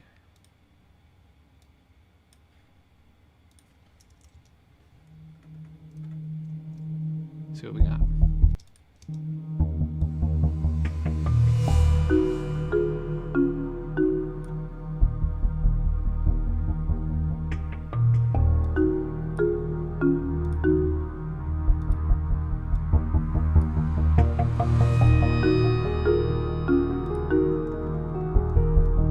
One of the things I do want to do is throw a light compressor, which I do on all recorded audio, just to smooth things out.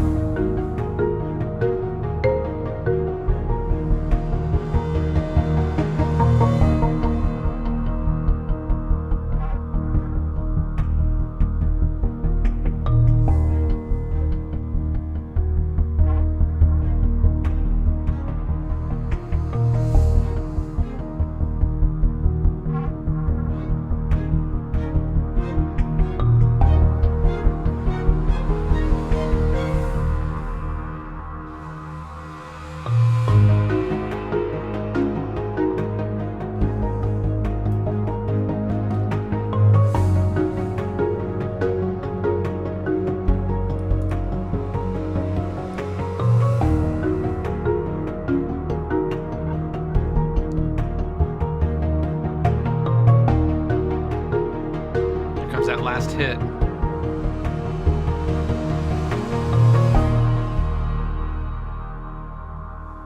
That bowed cymbal adds so much. Do I want to add a little bit of shaker? Let's see.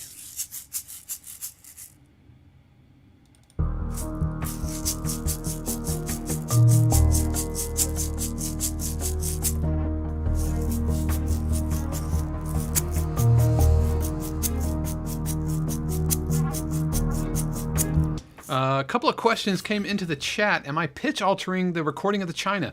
No, I'm not, because some of the notes are dissonant. Some are actually consonant with the harmony that's happening. Every now and then I will, but I'm kind of liking it. I'm digging the pitches so far.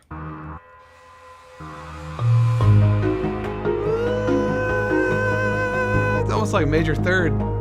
803 asked, is 44.1 the recommended sample rate or 48? 48 is the industry standard for video.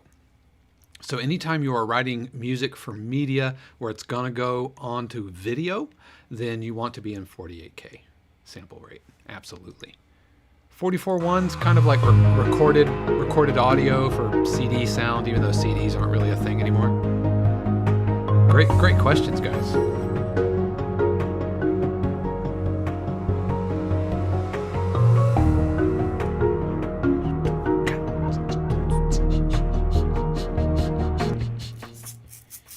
I think I need some shakers there, so I am going to record some shakers.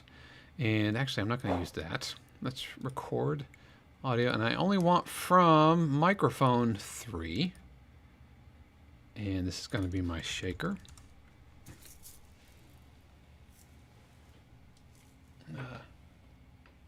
Let's see which one.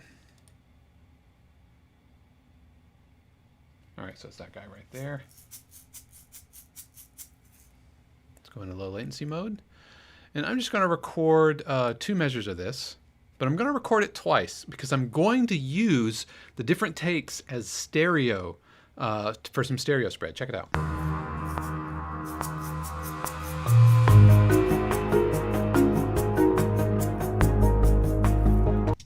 You can't see what I'm doing. Let's try that again.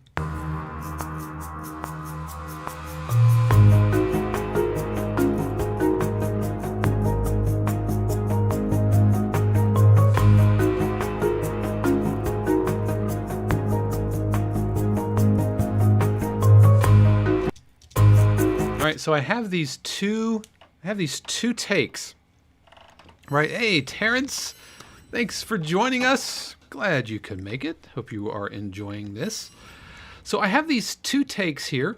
And what I'm going to do is I want to create a stereo spread of these. So I'm going to take a right channel and a left channel. And the reason I did 2 takes is first of all, it's simpler. But second of all, when Logic records takes, it keeps them into one audio file. One audio file. So check it out. I'm going to go here. I'm going to unpack, export, move active, what is it? Unpack to new tracks. So now I have my shaker left, and this is my shaker right. Take 1 and take 2. But if I were to look at the audio file, like if I were to open it up in my audio editor and I use Isotope RX for my audio cleanup, take 1 and take 2 are one file. So that means that when I go in here to do some audio cleanup to remove any room tone from the recording, I'm not dealing with 2 audio files. So now that I have my right channel and my left channel, I can pan that left, pan that right, and now we get a nice wide stereo sound. Shift select those, create a track stack, summing stack, which is essentially a bus called shaker. Throw my compressor onto here. Just smoothing out, nothing major at all. Oh, that was the wrong button. Just smoothing it out.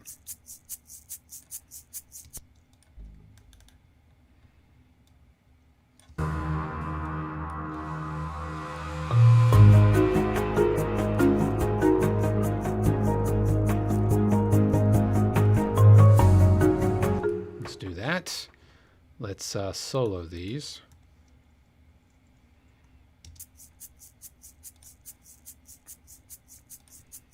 Trim up the low end.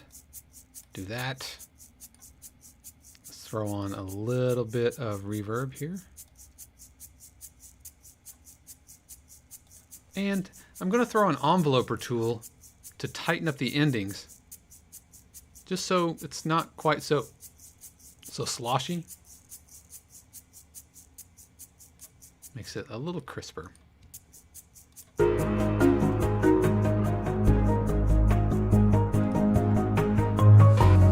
Alex asks, do I need a stinger ending? No, this button ending works well for me. Ta-da. That's really the ending that I need. Let's listen to it from the top.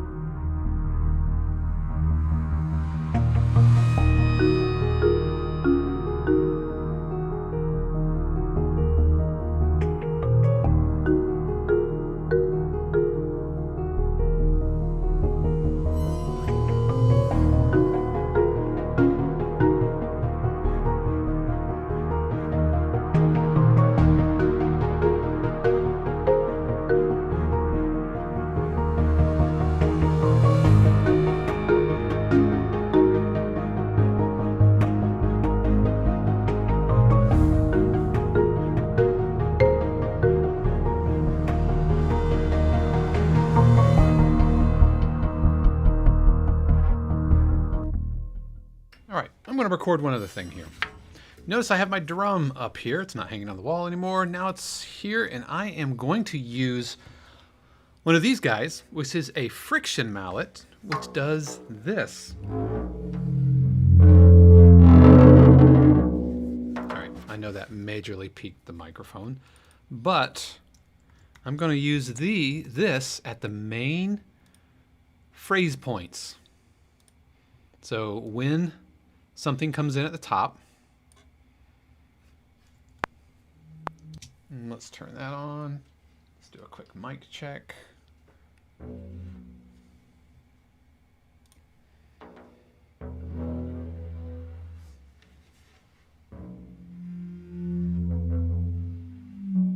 Make sure my headphone cable doesn't make a sound.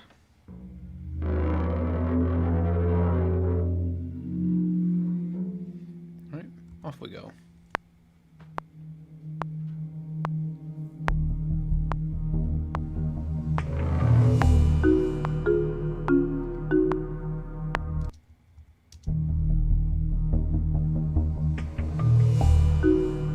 All right, so that's nice.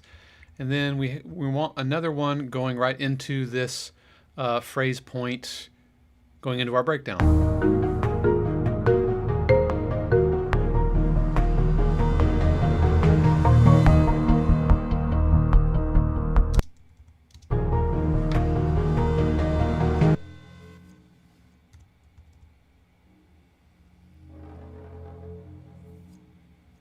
I don't know if I like that.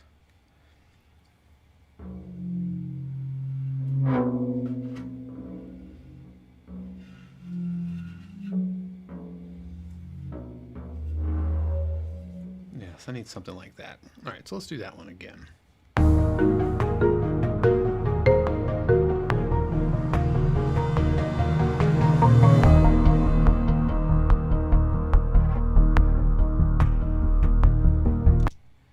And one more going into this section. I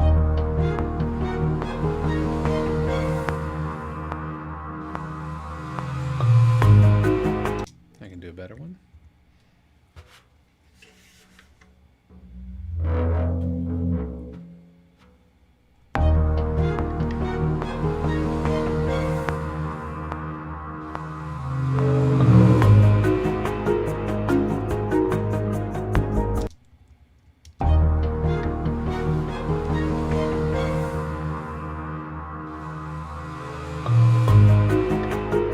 And then one more into the final button.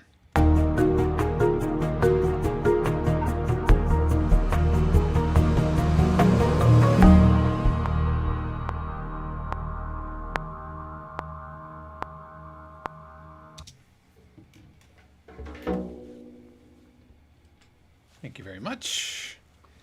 Alex asks, is it a lollipop? It's called a friction mallet. It's made by a company called Mike Balter, and it's essentially a rubber bouncy ball. If my camera focus will get on it. It's a rubber bouncy ball on a stick, and they come in a set of 3, and so yeah, it does kind of look like a lollipop, but they're rubber bouncy balls, and they work really well. They work really, really well. But no, it's not a lollipop. It's a rubber mallet. It's called a friction mallet. So let's turn that off. Let's go back into here.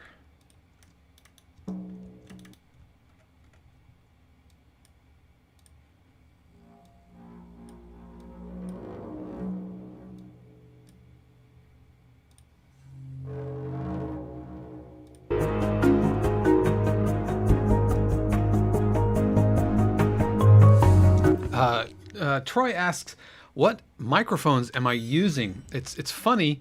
I have, let's see if I can get it kind of in the shot. I have a stereo pair of Samson CO2 microphones that are on like a cheap Amazon boom arm that I got off of Amazon, and they're just XY, and I've got it hooked up into my audio interface. I'm running a Scarlett 18i8 audio interface, and it stays on my desk. So anytime I need mics, I just like boop, bring it over. When I don't need it, I just push it out of the way, because I've found that one of the main hindrances, one of the major hindrances to like recording is like not having access to it. And so when you can quickly just, hey, I have an idea, I'm going to record some drum or some cymbal, just if you have to like roll out your microphone and plug it in and roll the cable, unroll the cable, it just gets in the way of your creative flow.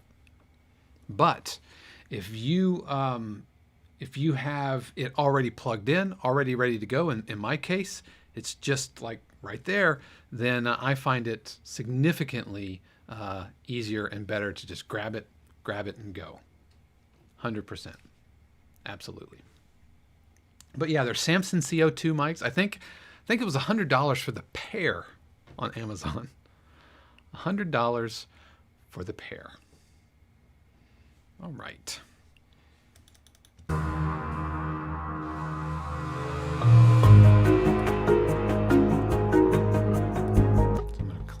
those up. I'm gonna clean that up. Just fade that. Just do some fades on either side. Oops. Good question, Troy. Appreciate that. But having them on my desk, yep, just so easy to just grab it and go. Yeah, Troy says, I can't believe the, no, I'm not using, this is a Scarlett 18i8. And I think it's kind of like, now I'm not comparing myself to John Coltrane, but if you have somebody that knows what they're doing with the instrument, then like John Coltrane playing a beginner saxophone, like a con saxophone, it's still going to sound like John Coltrane. Will his tone sound better, like on a $3,000 axe? Yes, but it's what you know to do with it.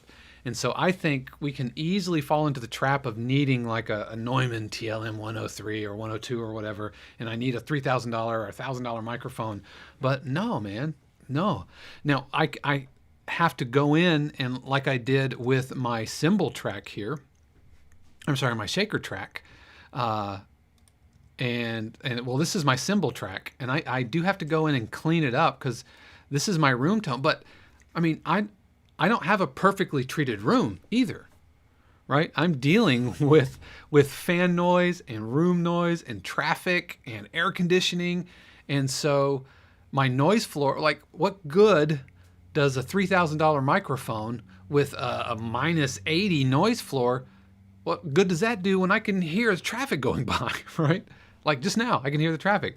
So what I can do is bring this into Isotope, learn my noise floor, which you can't hear because I think it's muted, but and then render out the noise running my audio cleanup, and that gives me a much more pristine sound. Will a $3,000 microphone sound better? Unquestionably, yes. Unquestionably. But for what I'm doing, this works fantastic. So cleaning up that audio using Isotope RX8. And so now I have a much more pristine. Put these together and you get this.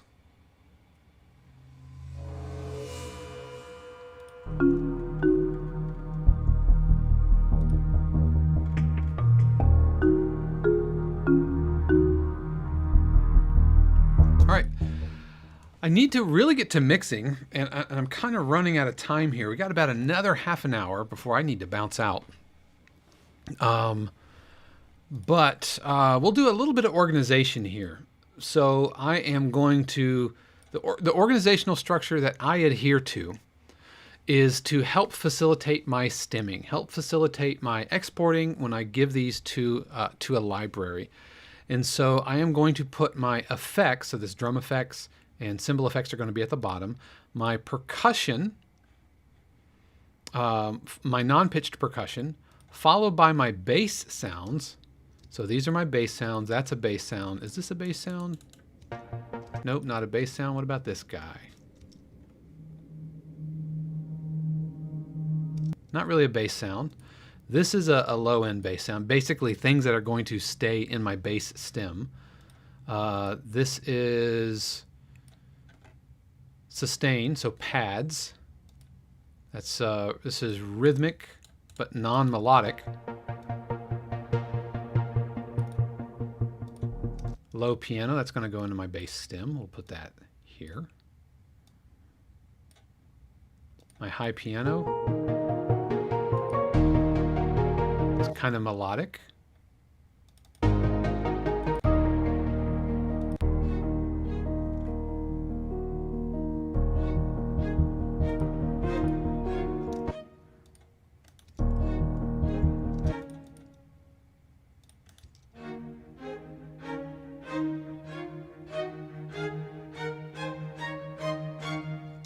I really need to take these out of my bass stem here. So what I'm going to do is I'm going to copy this. Copy these notes. Let's copy them. And they're going to be put right there. So actually, let's cut them out. Let's go up to my strings.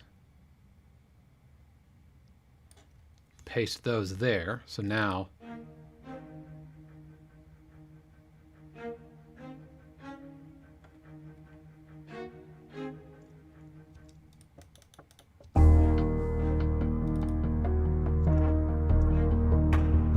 all right, this is rhythmic, non-melodic, so it's not a main melody.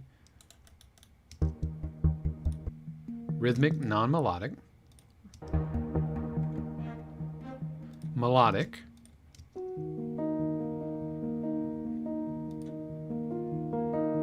That's going to be kind of melodic. And this is melodic as well. Okay, so now let's do some colorization.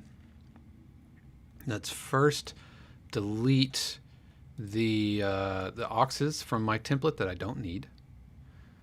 So do Option C. Let's make these both that color. Let's make these all that color. My effects need to be, my shaker. My shaker belongs in my percussion, not there. So my effects are going to be red. My percussion is going to be orange. My bass is going to be yellow. My sustained sounds are going to be green. Let's do that green. My rhythmic non-melodic are going to be blue. And my melodic sounds are going to be indigo. This is not in any way any kind of industry standard. It just helps me for my stemming later. All right, so I'm going to select all, Option Shift C. That's going to recolor. Oops, I need to unfreeze some business. Select all, Option Shift C. That's going to recolor my regions to the color of my tracks. And now Option Shift N. It's going to retitle the regions to the titles of the tracks.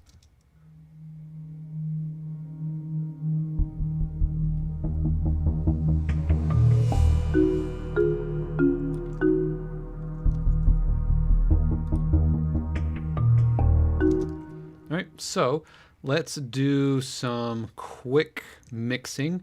I'm going to pick the loudest portion here of the cue, which is going to be right here. Everything's coming in nice and full.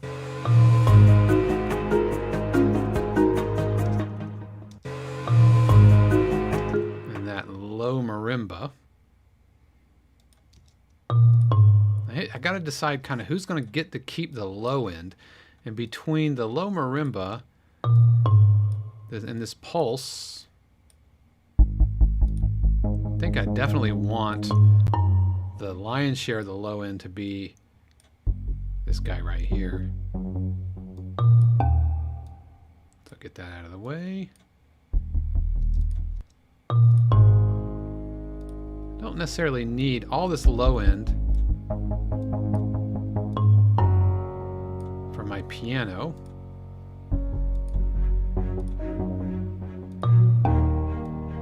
And I don't need this low end, but I do want some of the stringiness.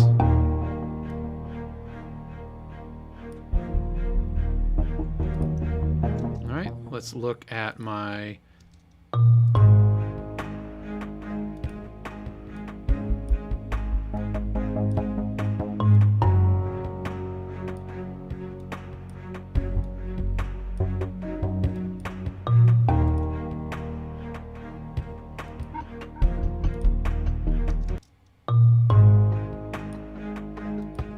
this low end, just cleaning up this low end.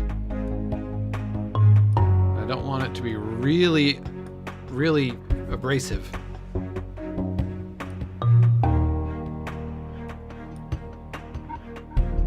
Yeah, that whoop whoop, that sound right there, I think it's right around 1K. Look at a second.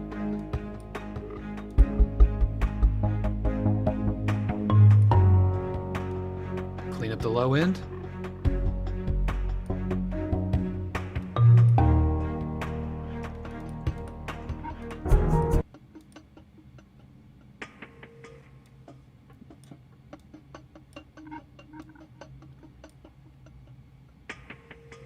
Yeah, there we go.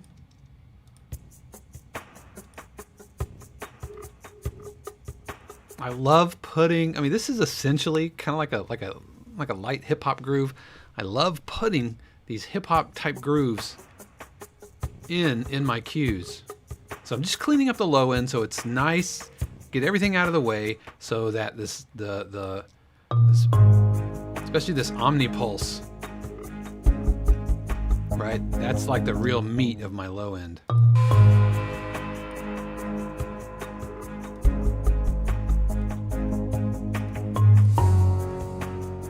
right, so there's that. Let's keep going up the spectrum.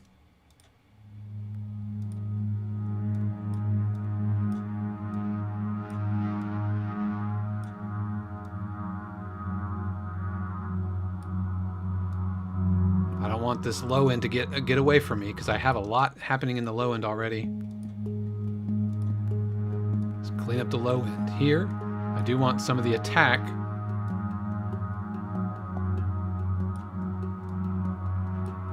Let's get that out of the way. Come on. There we go.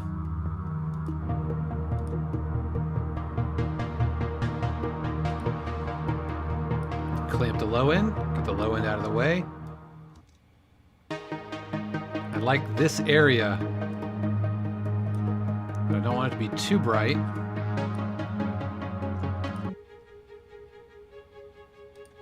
Ooh, I need some strings. Reverb.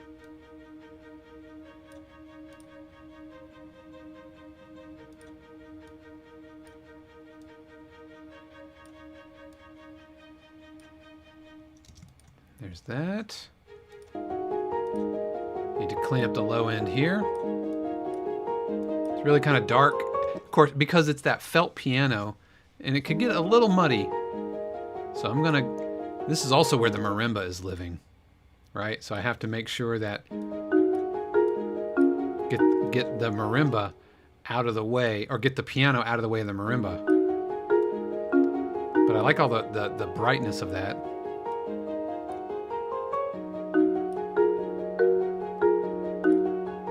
Clean up the low end here.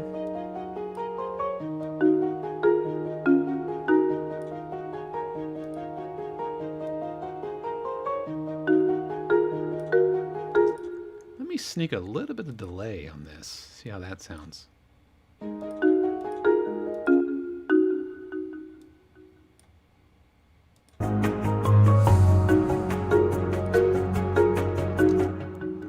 All right, now let's do a quick and dirty mix.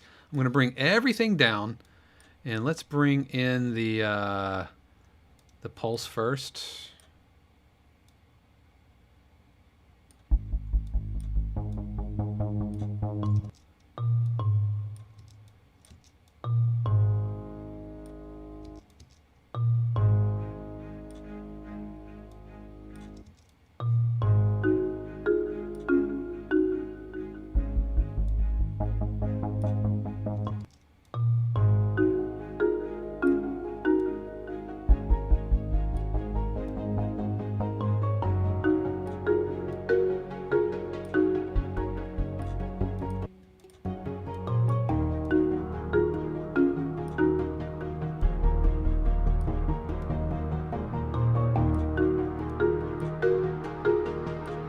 All right, and I want to leave myself a little bit of headroom here, about 3 to 4 dB or so.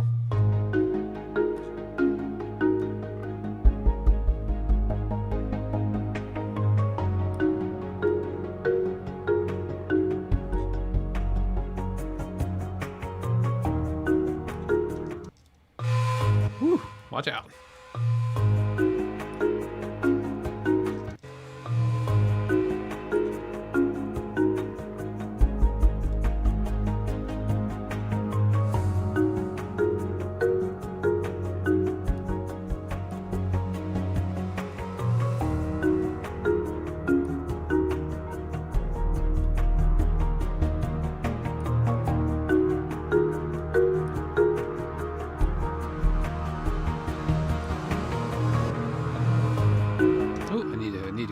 Go to the button.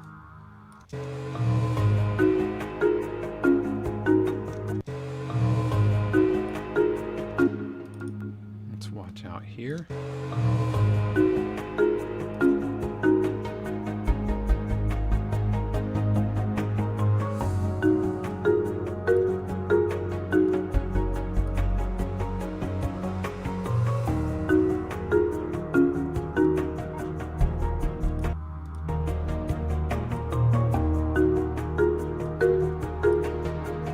Shaker down.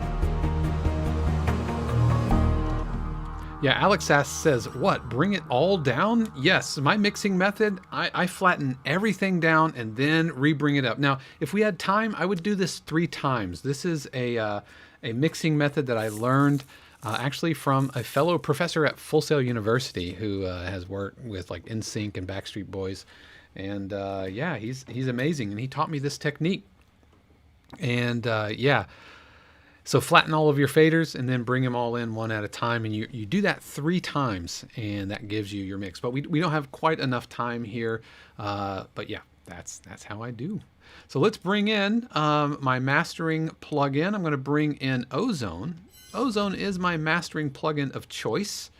And I am going to bring in an initialized patch, which loads in all of the modules I need. So an EQ, a low-end focus, a dynamic compressor, a frequency exciter, stereo imager, a second equalizer, and then the maximizer, which is essentially a limiter. Right? So let's do some EQing first.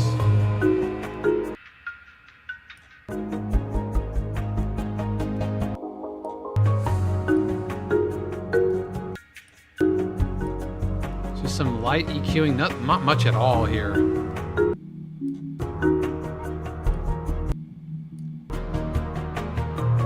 All right, let's get some low-end focus. And what I like about the low-end focus, and we'll make it punchy,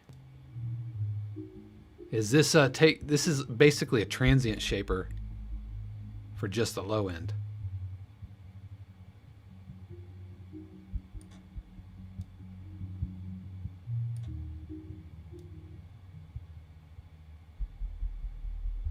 Yeah, right there. All right. Let's click Learn here. And this is finding the crossovers. All right. And now what I'm going to do is light 2-to-1 compression.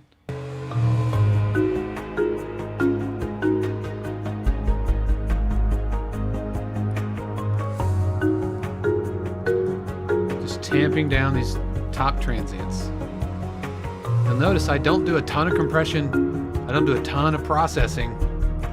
I let my instruments do the work and do the talking. All right. Do the same thing here. Let's turn on our frequency exciter, which is essentially adding distortion into the mix. All right. So a little bit of warm distortion there. My low mids. Let's see about adding some tape saturation. That's a little bit too much. There we go, some of that. Now I love using tape saturation up top.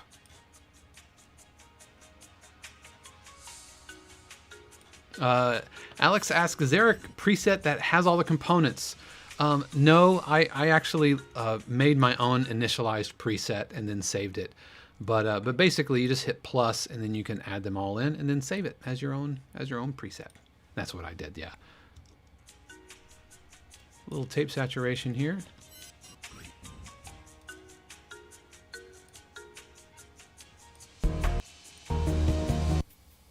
Little tape saturation up high.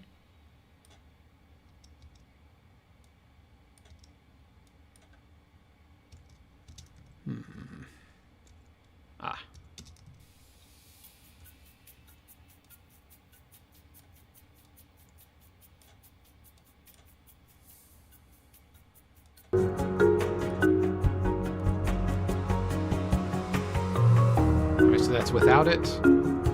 That's with it. You can see those shakers really pop out, so I need to bring the shakers down in the mix just a little bit more here. Now Now let's go to my stereo imager. Click on Learn, so it finds the crossovers.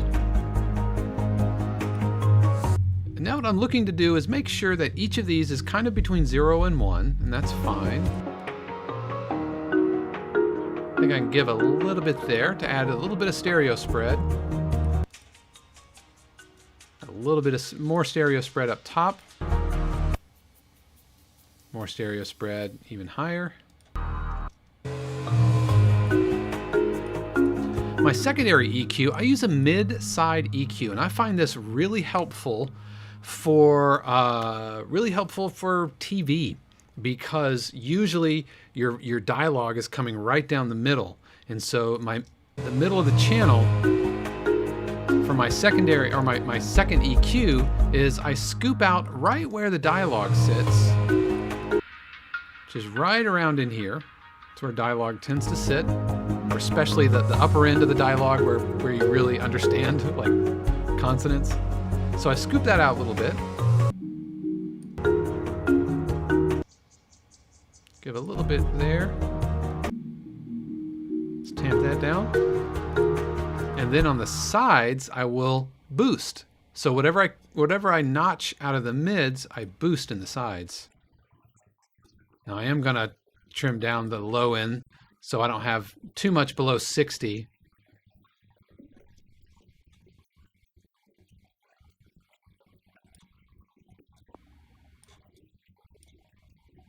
And now finally, putting on my maximizer. Now this client wants -10 LUFS, which is really loud. I know, it's really loud. It's what the library wants. Whatever the library wants, the library gets.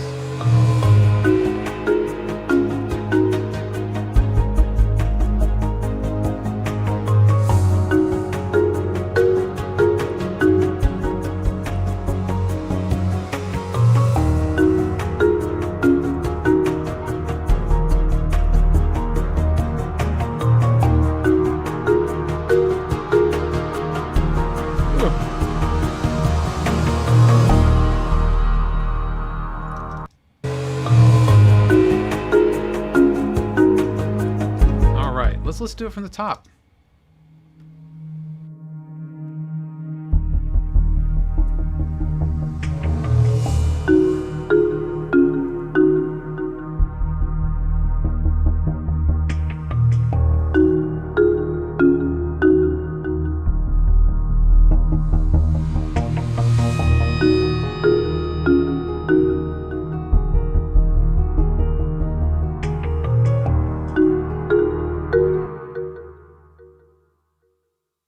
Now that I've got the mastering chain on, I'm going to go through and just tweak some of this, lower the gain of this. Let's start this over. Alex asks, frequency range for dialogue, somewhere around 3 to 7K or so. That's where, especially the consonants. And so, actually, yeah, so 6K, 3K or so. I've even got it all the way down to about 1K. So this whole area right in here is where dialogue likes to sit. And so I pull that out of the mid, just tamp it down just a little bit, and then I boost it on the other side.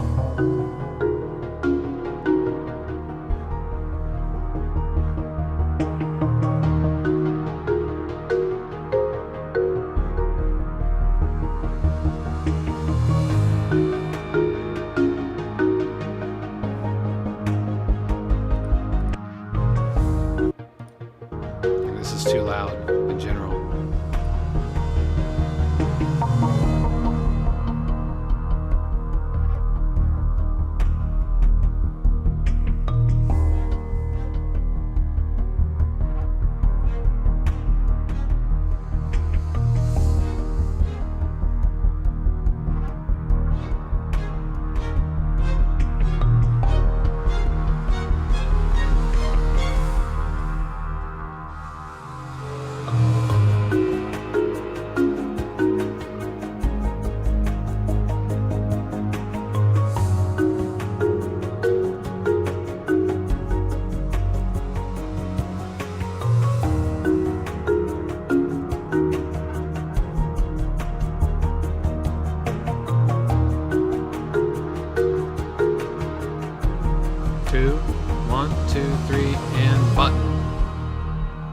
right. Yeah. That's a wrap. That is a wrap, guys. Thank you so much for joining me for my music production live stream preview. If you found this helpful, if you like watching this and you feel like you would like to see more of this, well, I do a music production live stream every single week, usually Thursday. Sometimes it even spills into the next day. And if that's something that you want to be a part of, it is a benefit to my Patreon patrons. To be a patron is just $1 a month, and it helps keep the channel going. So if that's something you're interested in, please check out patreon.com/Dave Croft. You don't have to at all. I would appreciate it, but if you just want to watch the channel and do the vlogs and all of that, that's totally okay too. But I wanted you to have an opportunity to see my music production live stream, see my entire process. Guys, thank you for hanging out. For Troy, Alex, and everybody that was asking questions. We have Chris saying good morning from Bali. Good morning, everybody. Nelson hanging out also in the chat. Guys, thank you so much for joining me this evening. I hope you have a fantastic weekend, and maybe I'll see you in the future on our music production live streams. Until next time, peace.